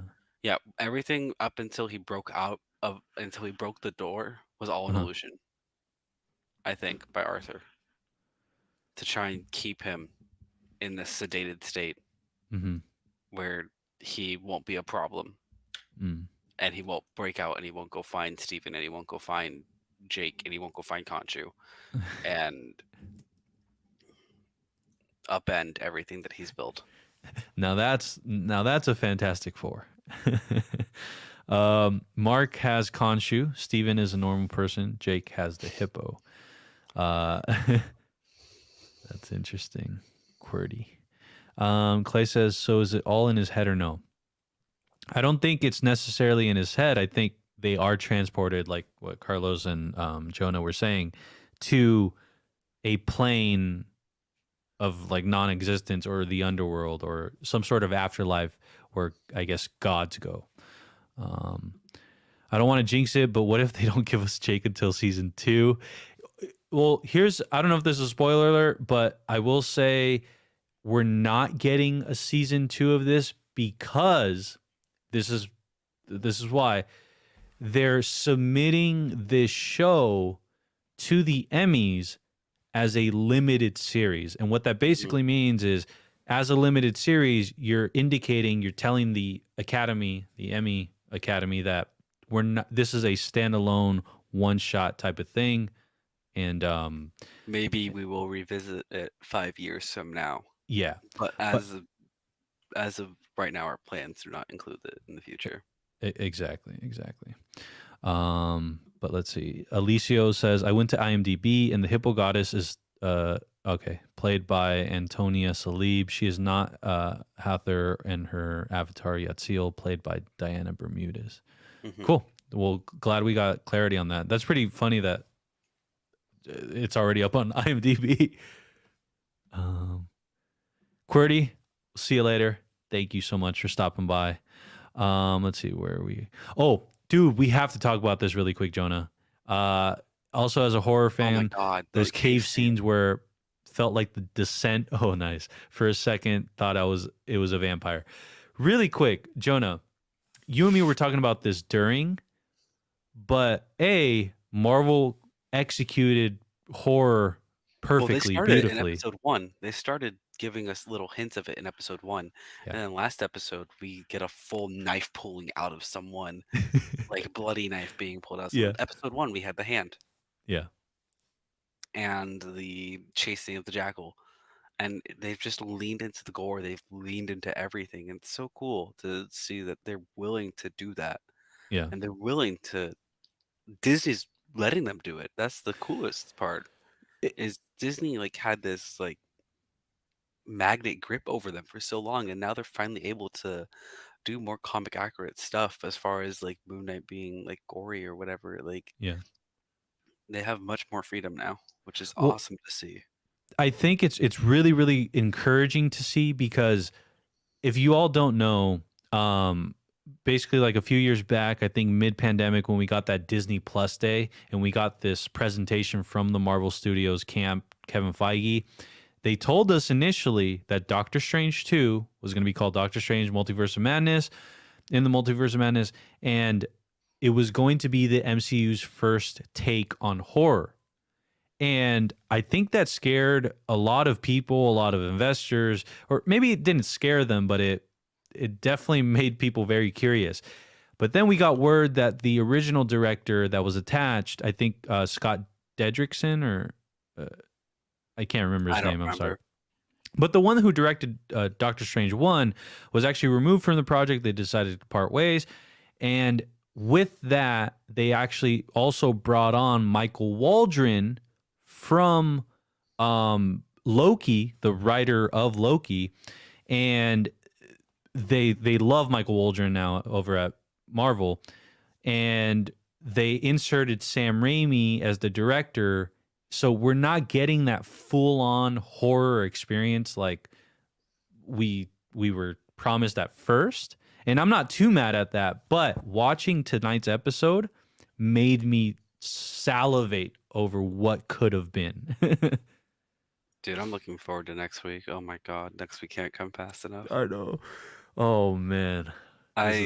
So every day, or I go and do like daily appointments, right? And so every time I go in, I always I talk to the person who's running my appointment, and we talk about like Marvel or whatever. And like every Wednesday, we always talk about Moon Knight, and he doesn't know as much as I do about Marvel, so it's kind of just like me listening to his reactions, and I I cannot wait to hear our conversation tomorrow.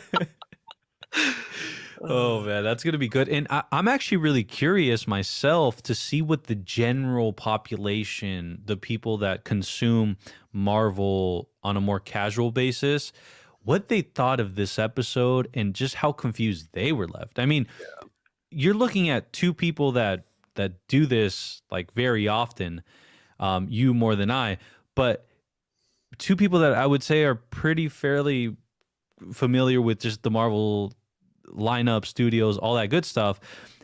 And if right now someone that didn't know what happened came up to me and asked me if I knew what happened, this is one of those moments where I'm like, sorry, I got nothing for you.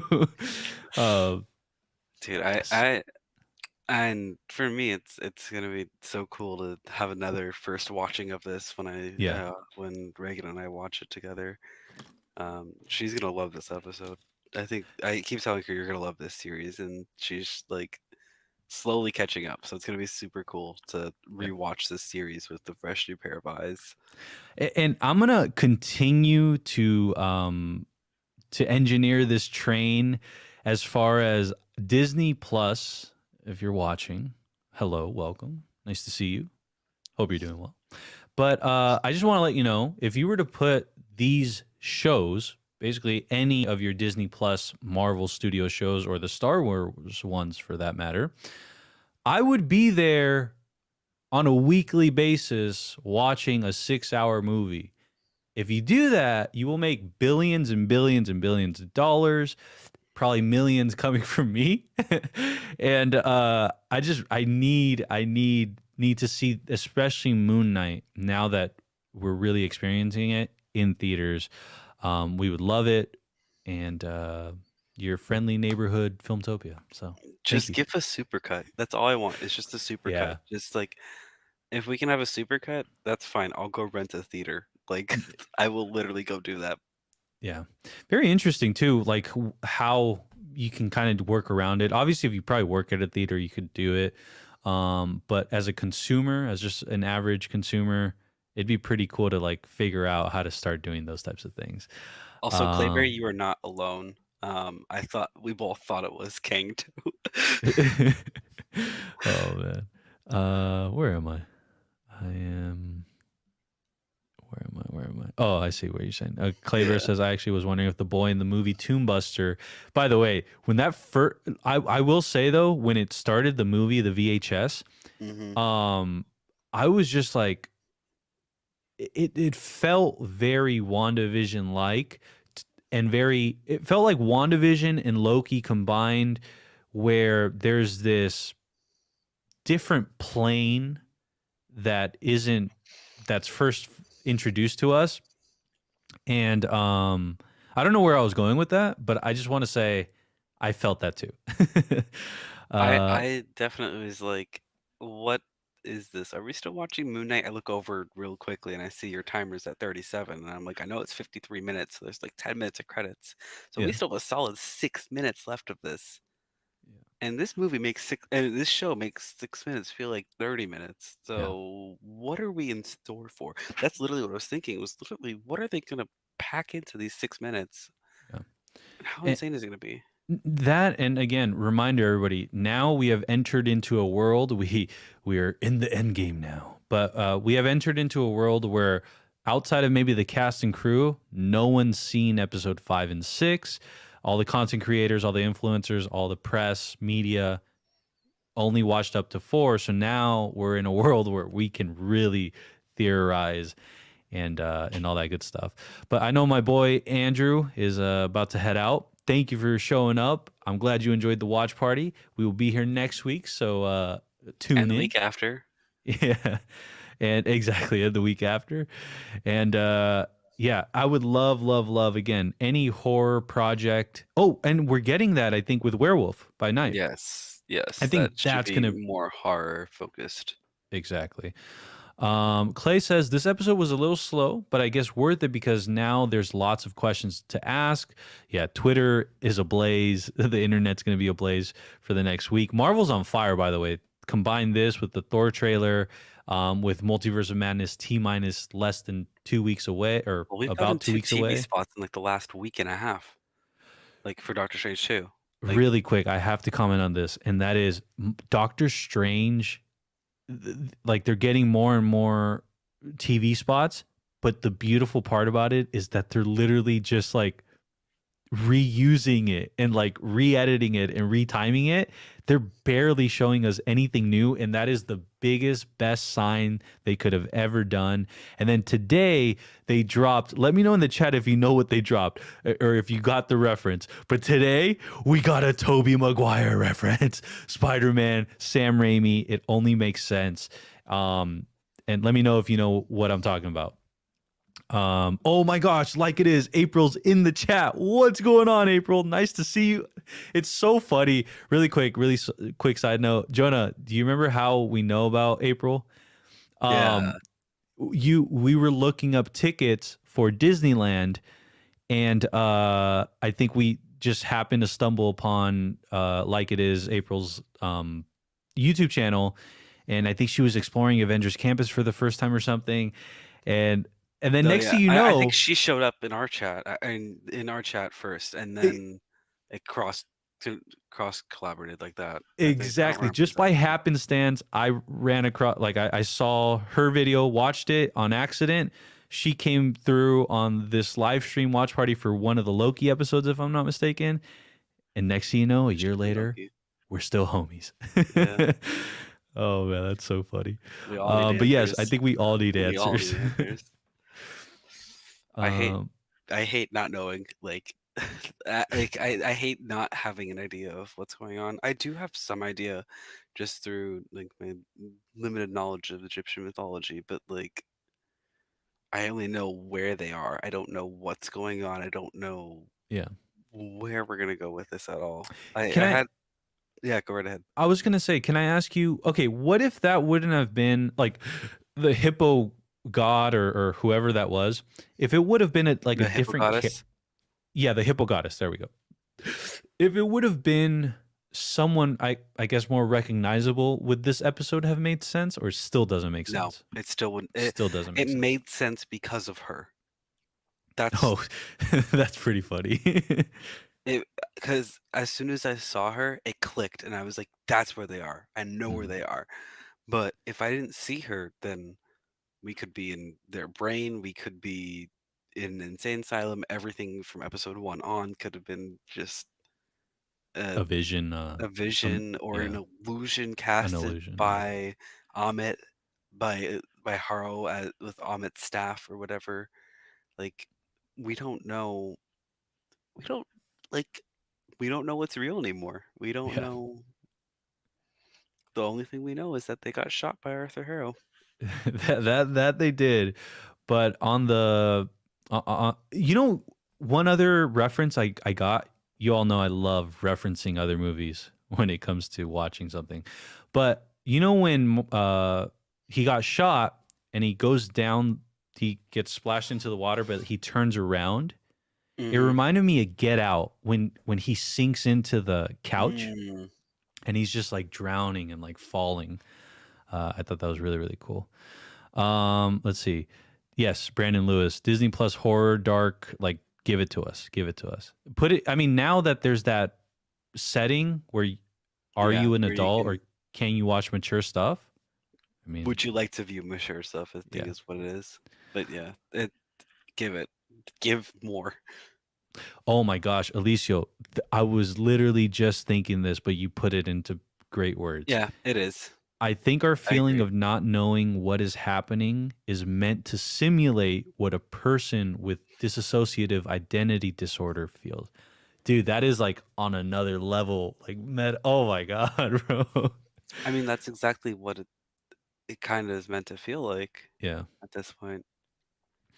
Dude, I can't even, like, the only thing that sticks is the last 6 minutes. Like, I know he went in the tomb. I know that they kissed. Like, yeah.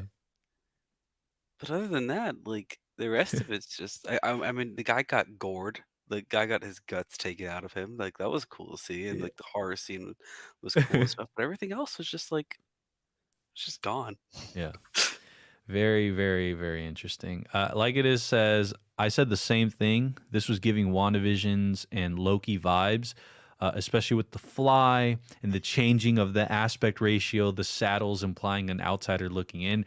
Boom, like it is. You are a filmmaker through and through. You definitely saw it and you felt it, and I'm appreciative of it, right? Because while it doesn't, the overall tone and the themes that are getting across throughout the show is nothing like those two shows.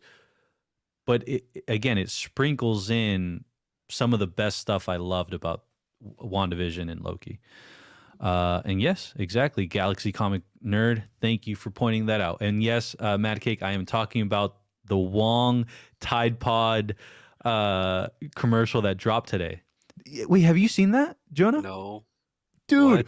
So today they dropped like a TV spot, but it was actually like more of a brand partnership TV spot. So it wasn't really narrative or anything. It was more of a commercial. And it's Wong.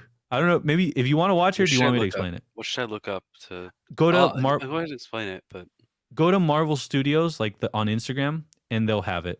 It's like I think it says paid partnership with Tide. But really quick, just to explain it, it's Wong. He gets his tuna melt on the cape of Doctor Strange, and they have to wash it. But the cape is acting all like scared. He doesn't want to get washed. So we basically go on like a little adventure, and we come across Joe's Pizza from Sam Raimi's Spider-Man 2. I don't see it. Yeah, so it should be on Marvel. I'm on Marvel Studios. I don't Yeah. see it. I just see the bingo card that was left there from that, and then the Thor trailer. Really quick. So Carlos says, dude, I can't wait to see Blade. Hopefully we get to see him soon. Can't wait to see Mahershala Ali as Blade.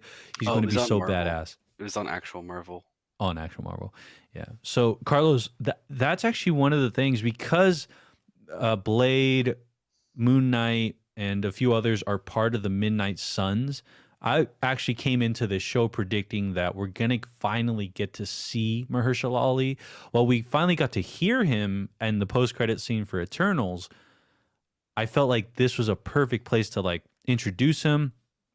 But thinking about it now and seeing how far we are now in the show, I don't think that's going to happen, A. But B, Multiverse of Madness is coming up, and that means...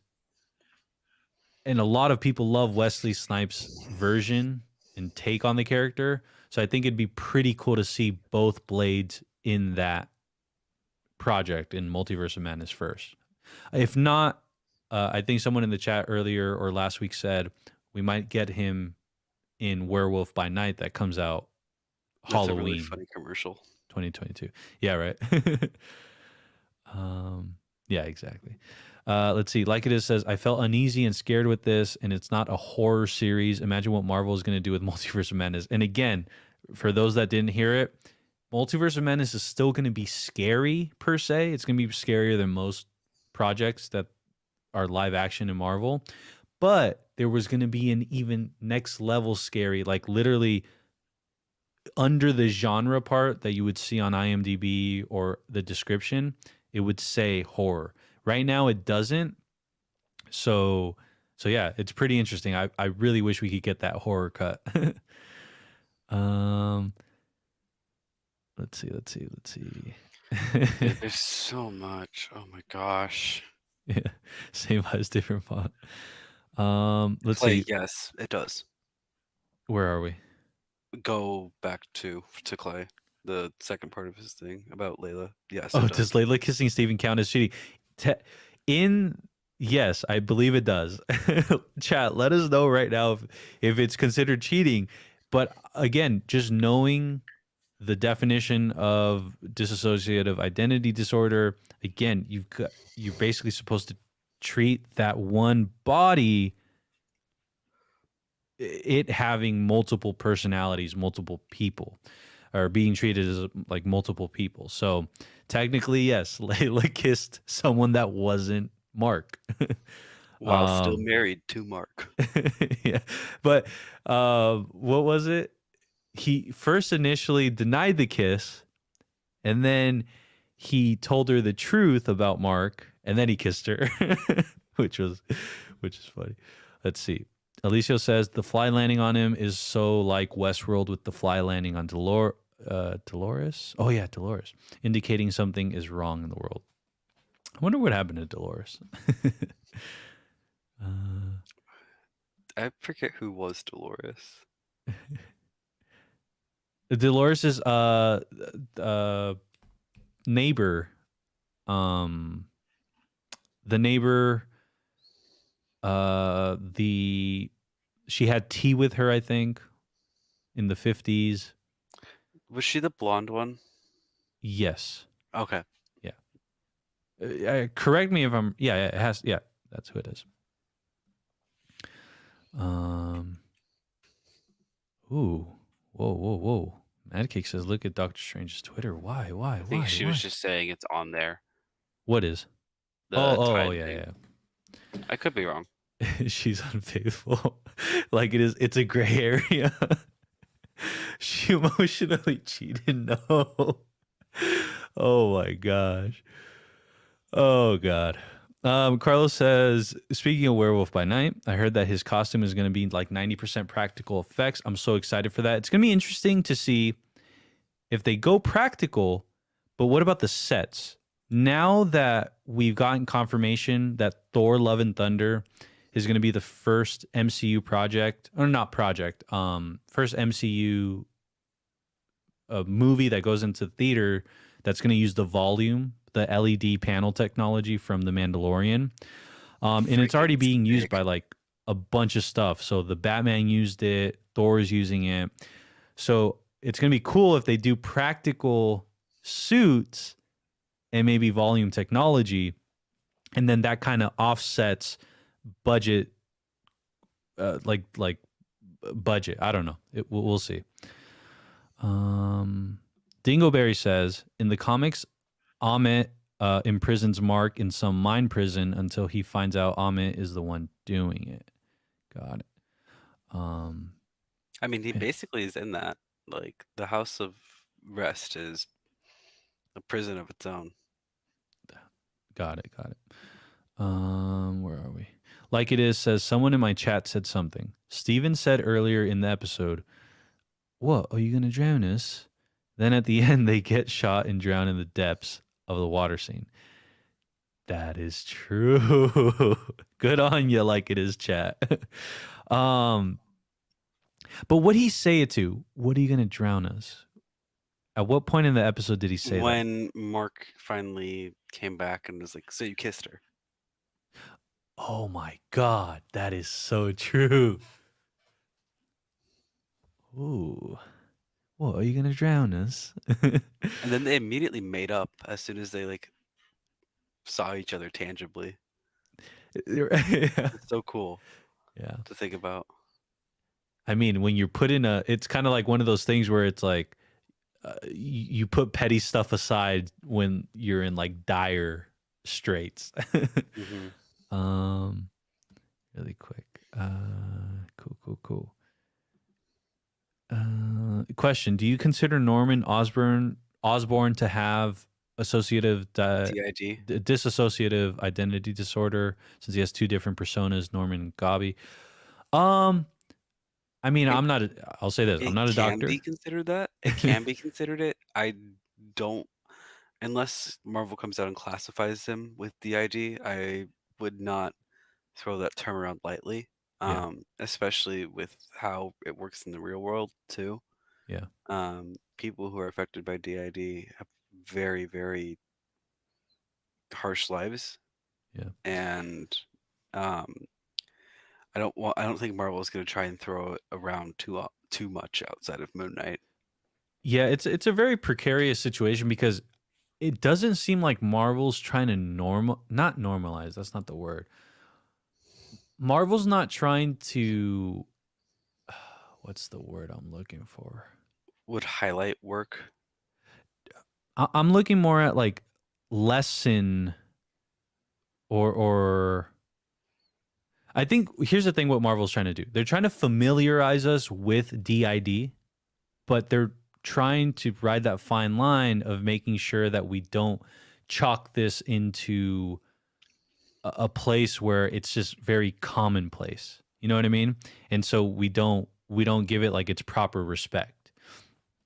I think maybe with Goblin we would not be able to give it the proper respect, I think, because you have two very different things happening there, whereas with Mark and Steven, you have two similar things. Yeah, and actually April says that they're trying to bring awareness to this disorder, but what I think they're trying to and I think it's probably going to tie in to like the last two episodes where they're going to remind us that this isn't something to just throw around, something to just call out like, oh, this person, acts different at certain times, so that person must have DID. No, I think they're going to reinforce that this is an actual condition and this needs, Correct me if I'm wrong, but DID is a genetic thing too. Like, not like a genetic thing, but like it's something that like it's like a predisposition. It's just natural.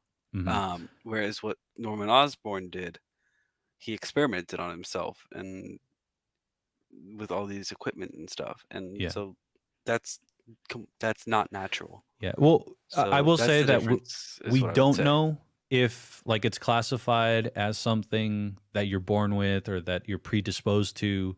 That is left up to the healthcare professionals. But we'll try to do our homework for next week and maybe come back with some stuff on that. But yeah, really quick, like it is did point out this, Jonah, and do you make anything of it? And that is that it does seem now very peculiar that he got shot twice. And the way the cinematography played out throughout that sequence, they really focused in on Ethan Hawke's character more than there was something Well, very peculiar about it. if you notice, the first shot took out Mark, and then there was a shift in the face when he got shot a second time. There you go. Yeah. I believe that's what it was. I'll have to go back and watch it to confirm that, but Yeah. that's what I thought I saw, at least, was like there was a shift in the face that kind of he put Steven's face on during that second shot. Yeah. Dude, this show is like layered upon like it's just so well made, so well thought. And I cannot wait to see the payoff or But just he whatever's did also coming. still have 2 bloodstains on his shirt, Mark. But Steven didn't. Wait, or He still had the gunshot stains of blood on his shirt when he woke up. There were still really? the 2 shots, yes. That I do not remember. Here, I'll pull it up, and I'll tell you timestamp. Yeah. Where am I? So, like it says, I really felt that Marvel did a good job putting us into the shoes of someone dealing with a mental illness in a hospital, but I feel that they were trying to do something. I get what you guys are saying. So, again, Marvel's always kind of on the forefront of doing stuff like this. So, I'm not surprised to see that they're executing it in a way that's palatable, that's semi-relatable or understandable. I applaud Marvel for always, again, being on the forefront of a lot of things. And when they do stuff like that, it ends up turning into a trend, or, lack of a better word, a trend in Hollywood or in the world. Like the power of influence that Marvel has is top notch. It's real. 4232. 4232. You can see that he has 2 stains on his shirt in a similar spot where he had gotten shot. You said 4232? Yes. I didn't even notice he had It could be his drool from him being sedated, but there are 2 stains, and there are 2 shots. 4232. I'll share my screen. Hold on. I can't see it. Window.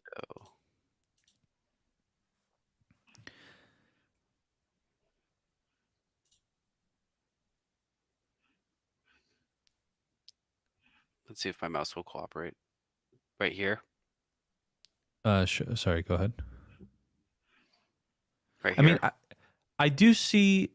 And I right see here. one stain. There's multiple stains. Really? There's 2. Yeah, there's one right here. I want to believe it, but There's one up here. I don't know if those are just wrinkles. No, they're not. You can see. I switched between my 2 screens to make sure that it is. But yeah. Interesting. Well, Mad Cake brings up, wouldn't there be 3 shots because of Jake? But here's the thing. Haro didn't know about Jake. Haro doesn't know about Jake. So, dude, this is crazy, man. This is so cool. If we think Jake was that one in Sarcophagus. Oh, wait, really quick. Clay says the Midnight Suns are Wolverine, Blade, Moon Knight, Punisher, Black Knight, and Ghost Rider. So coming into this series, I said on TikTok that I thought Blade and Black Knight were going to get their first appearances. I'm starting to reel that back because I just don't think it doesn't fit. Doesn't seem appropriate. Like it just doesn't seem like I the right said, time. this is Amit and Khonshu at the end of the day, and it is their avatars, whoever they might be. So what if Blade is doing a thing where he's recruiting people for Midnight Suns at the end of the Blade movie, especially since Wolverine is a part of the team and we're getting the X-Men soon. So X-Men, don't expect those until Phase 5. I don't even really know when Phase 4 is ending. So that's definitely a long ways off. We have another year at least in a year and a half of Phase 4. Yeah. Because they had so much planned for Phase 4 and then COVID pushed it all back. So we're going to be in Phase 4 for quite a while. Yeah. Oh, and Mad Cake did point out that she did realize the two. Let's see. So April's also saying that me and my sister went frame by frame on the sequence of him in the hospital and found many Easter eggs. Yeah, when I was watching it, I was just thinking like, man, that and when they were down in the tomb, I was just thinking like, New Rockstars is going to pick this apart and do such a great job at it. And by the way, they probably already have the video finished. Screen Crush, like you were saying, is already uploaded. Yeah, Screen Crush already has theirs out. If anybody's looking for a good alternative to Easter egg videos, and for some reason you just want something other than New Rockstars, because we all know New Rockstars is like the GOAT at doing that. But I will say, if there was a second GOAT, I would go check out Screen Crush. Ryan Airy does a really good job. He does. But yeah, so also if you go back and watch the hallways right before the end, you can see the two different personalities like very much taking their different approaches with it. Do you know the time? Like 46:20, and then just let it roll for a little. You can see it. 46:20. Oh yeah. You can see how Mark is like all Indiana Jones, and Steven's just like, let's go. Okay, I'm here. Okay, what's going on? Like, I don't know what's going on, but like, something's happening.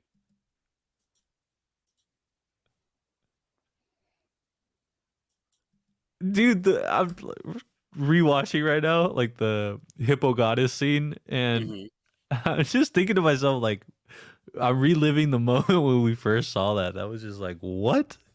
That was hype for me.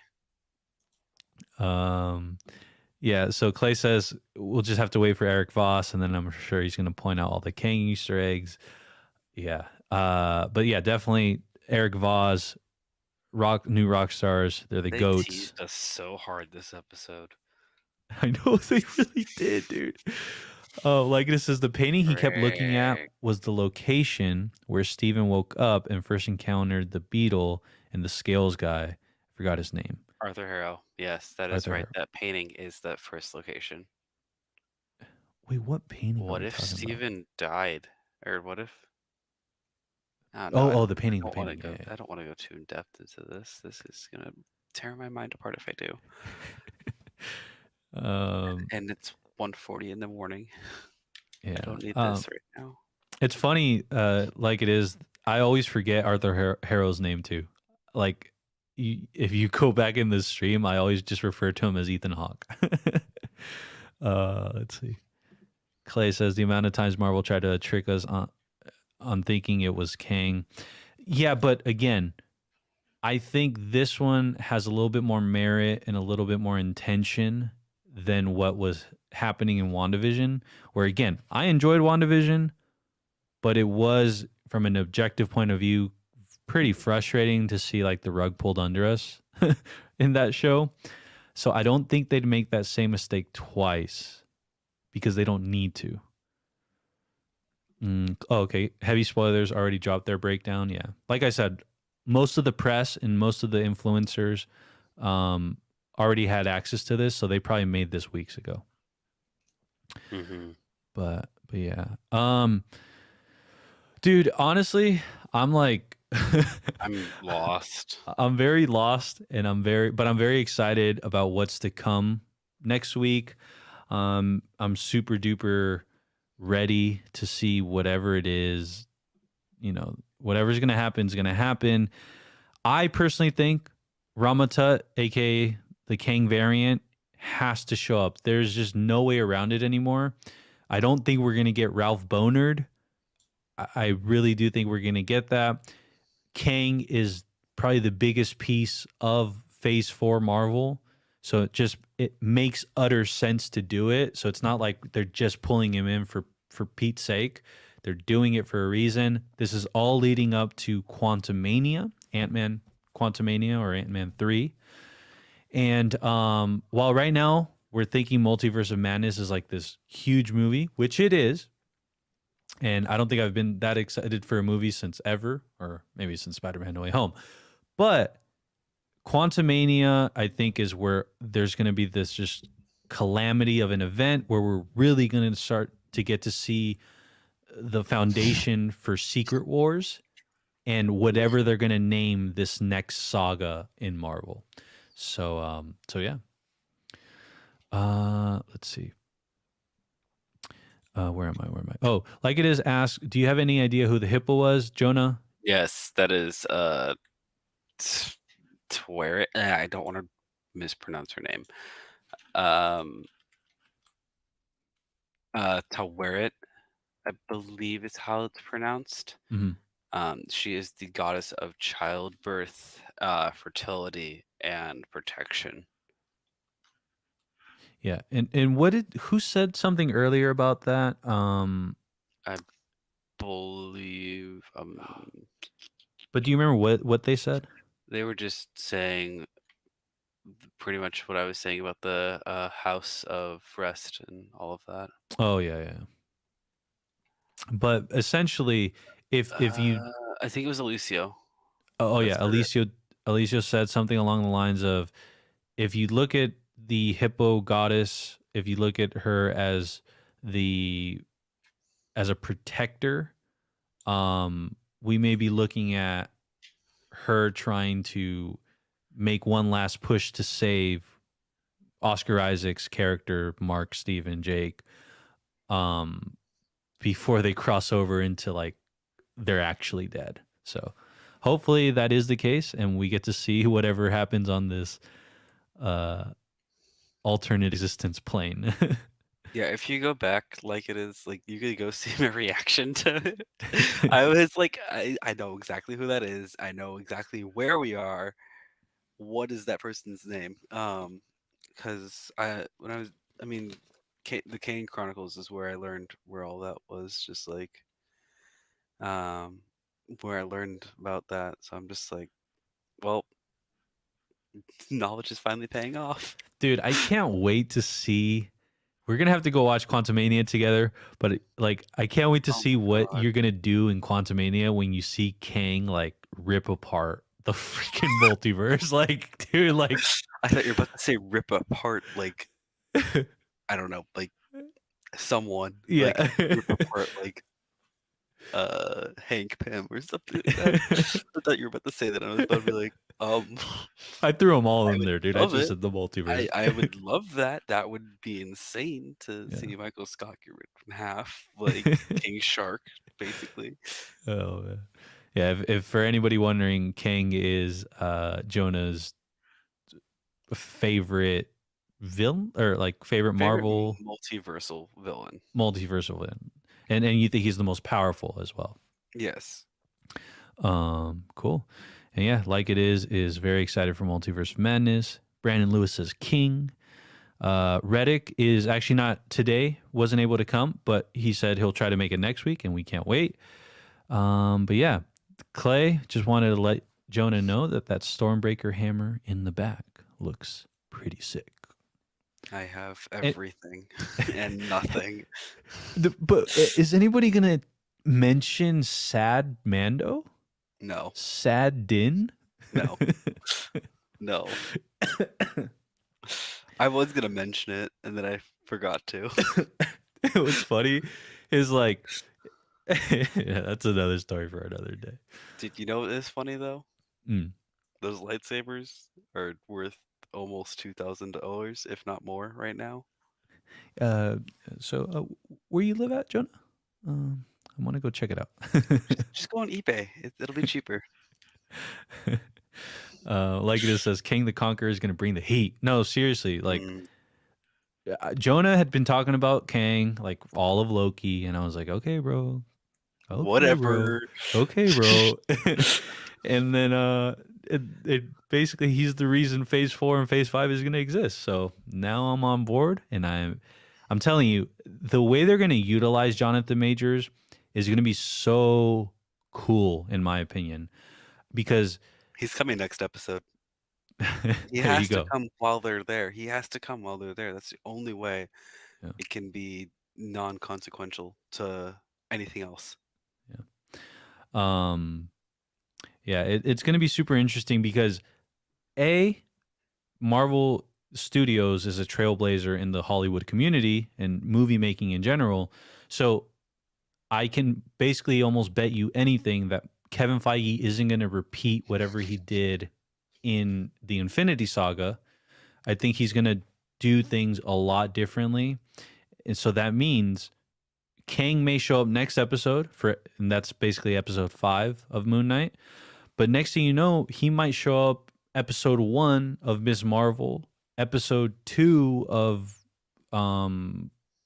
Werewolf by Night. Like, so expecting him to just be this climactic Thanos like villain where we only really see him when shit's really about to pop off or it has to be towards the end of a season, I don't think they're going to do that. I think they're really going to sprinkle him in as much as they can because they've established that he has a multiversal presence. He was the one that told us about this multiversal war that has already happened.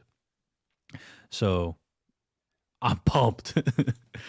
And thank you, like it is. Everybody, I usually say this off the rip, but I'm going to say it now, which is go check out Like It Is YouTube channel, Instagram, all that good stuff. She is awesome, super dope, and she's one of my favorite creators, to be honest. The other day she made a reel that like kind of made me like, it was so emotionally it invoked many emotions within me, and that is the sign of a awesome, great storyteller. And just want to say shout out to you, April. Alexander the Great knew about the multiverse. Why do you say that? Just reading, just did research, and multiple articles are saying that Kang has talked about Alexander the Great before. I remember now we're heading into territory where like Jonah's about to be right, because I remember there was little nuggets like this in Loki, and one of the things was, remember where is at the end of time or wherever those things, what is it called? The Cloud Eliath. Yeah, the Cloud of Eliath. I mean, we started seeing, what was it, like Avengers Tower? Mm-hmm. But we, through research, you found out that it was bought. I think that version was like bought by Kang, but it was like through an alias or something. And so a lot of those similar types of Easter eggs and just little things that are alluding to Kang, when Jonah was saying it then, I was like, okay, bro, okay. But it happened. So I'm going to trust you on this one too. I hope I'm right. I mean, I'm going down with the ship no matter what. This is like Kang's phase. Like, this is gonna, I feel like he's going to have that Infinity War style protagonist movie. How Thanos was the protagonist of Infinity War. Yeah. And yeah, I feel like we're gonna get something similar to that with Kang eventually down the road, which is gonna be super sick. Alicia Del Toro says, what was the name of the little kid in the VHS movie? I don't remember. They didn't say, did they? Did they? Where is the VHS? There it is. Subtitles. 36, 35.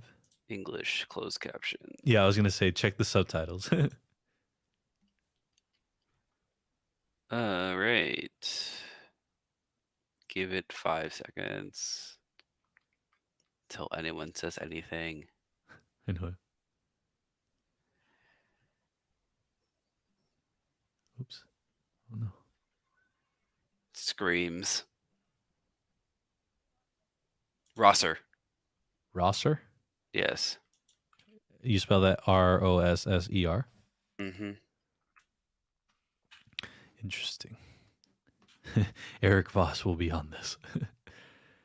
I think Rosser is just a reference to Chris Rosser, who is or maybe it's not Chris Rosser. I don't know. Right back at Lexan you again. Rosser. I don't know. Clay says, I need that Ant-Man helmet. Rick. Yeah, actually it's been sitting there. I tried it on one time and it is the most uncomfortable helmet there is for some reason. It doesn't even it's a cool helmet, but definitely for show purposes. And of course, like it is always here to support. That is what friends do. And just keep making cool stuff and I'll be here to support. Like it is says, was the VHS something Marvel produced or is it? No, it is something that they produced. What was it called again? Oh man, the guy. I have it coming right here. Yeah. Maybe.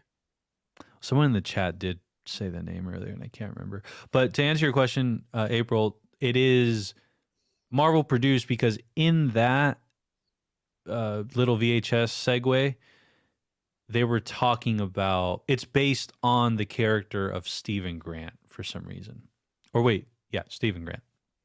That protagonist, the Indiana, yeah, the Indiana Jones like figure is supposed to be Stephen Grant. You know what it reminded me of, dude? It reminded me of Woody's Roundup. Woody's Roundup. Mm-hmm. Dun, dun, dun, dun, dun. He's a rootin' and tootin' and tootin'. Woody's Tomb Buster is literally Roundup. just a reference to Indiana Jones. Oh, really? Oh, that's actually kind of cool. Yeah. They just couldn't canonize Indiana Jones for some reason. And it's funny, though, because, oh, I guess you're right. Canonize, but they could use it because it's under the Disney, Lucasfilm Marvel. I mean, Lucasfilm banner. It just makes more sense to, especially if it's an allusion by Hero in that area, to have the archaeologist be named Stephen Grant so that it feels like he is going insane. You know, the last reference that I'll leave everybody with, it's and it was a media. I remember I thought of this. I just couldn't remember the name. But Shutter Island. If anybody's seen Shutter Island with Leonardo DiCaprio and Mark Ruffalo, this had that same sort of moment where it's revealed, spoiler alert if you haven't seen this movie, so warning you, 3, 2, 1, okay? At the end of the movie, we basically find out that Leonardo DiCaprio's character was basically allowed to explore this fantasy or this this scenario in his head, and everybody was just acting along to this case that he was trying to solve. And it's left a little bit ambiguous at the end whether or not it really was him being crazy and hallucinating and just he was being made to capitulate to these people, or if he really was insane and he just couldn't see it. So, but yeah. I'm going to read a few more comments, everybody. And I'm gonna read a few more comments, everybody, and then we're probably gonna head out of here. So Clay says, isn't Kang originally a Fantastic Four villain? I remember having a comic where he was Rama Tut and traveled to the future to make the Fantastic Four his slaves. Dude, Kang's wild. So it ends up them in the other void. Yeah, I mean, you could call it that. Brandon Lewis says yes. Nice. Carlos, peacing out. Thank you for hanging out with us. We always appreciate it. Hey, by the way, I don't know if you're entering into a contest that's coming up, but it's called the Agbo No Sleep Till Film Fest. I think, dude, you could freaking even win this. So check that out. We'll talk more on IG. But good night, bro. Nice to see you. And yeah, you know what? You live and you learn, and I guess we're gonna learn or we're gonna live. So we'll see what happens. Junior high 1999. I wish I was in junior high in 1999. I didn't get there till like the mid 2000s. You're not the only one. What's that? You're not the only one. Like it is says morning but night for me. Nice. Just bugging you. Good stream. Thank you, Land of the Lost. I appreciate you. I appreciate everybody seriously that Layla was able to had her stop by Natasha tonight. moment. Was that? Layla had her Natasha moment. Wait. What do you mean by that? Natasha moment. What do you think I mean by that? Layla had her Natasha moment. Uh-huh. I'm so like tired right now that I can't think of it. So Layla had her Natasha moment. Oh. Dude, no. Bro. How you gonna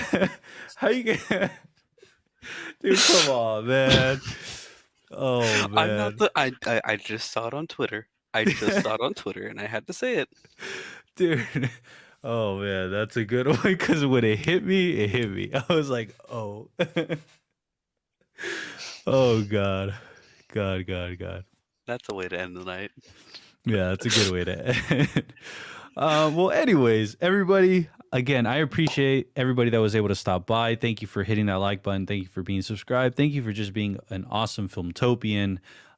It is a pleasure to be your host. Again, my name is Ricky. This is Filmtopia, your number one place for feel-good movie content. And tonight, had super fun watching episode 4 of Moon Knight, the best Marvel series thus far, pound for pound. I think I still like Loki a little bit more just because it was so mystical.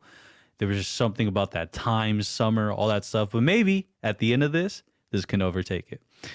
But Jonah, thank you for watching with me on camera, on stream. Always a pleasure. And it was pretty funny to see us like get up out of our chairs every time we saw a coffin. Oh man, that's so funny. But yeah, so again, thank you. Like it is, so good to see you. Thank you for stopping by. Brandon Lewis, thanks for commenting left and right. Super appreciate it. And everybody else, want to say what I always say, and that is vibes. All right, much love, everybody. Love you all 3,000. I will see you next week. Tune in, tell your friends, tell your enemies, tell anybody you know about Filmtopia and what we do here. And we'll catch you next time. Peace. Pretend there's outro music. Are you kidding me? There is outro music. What are you talking about?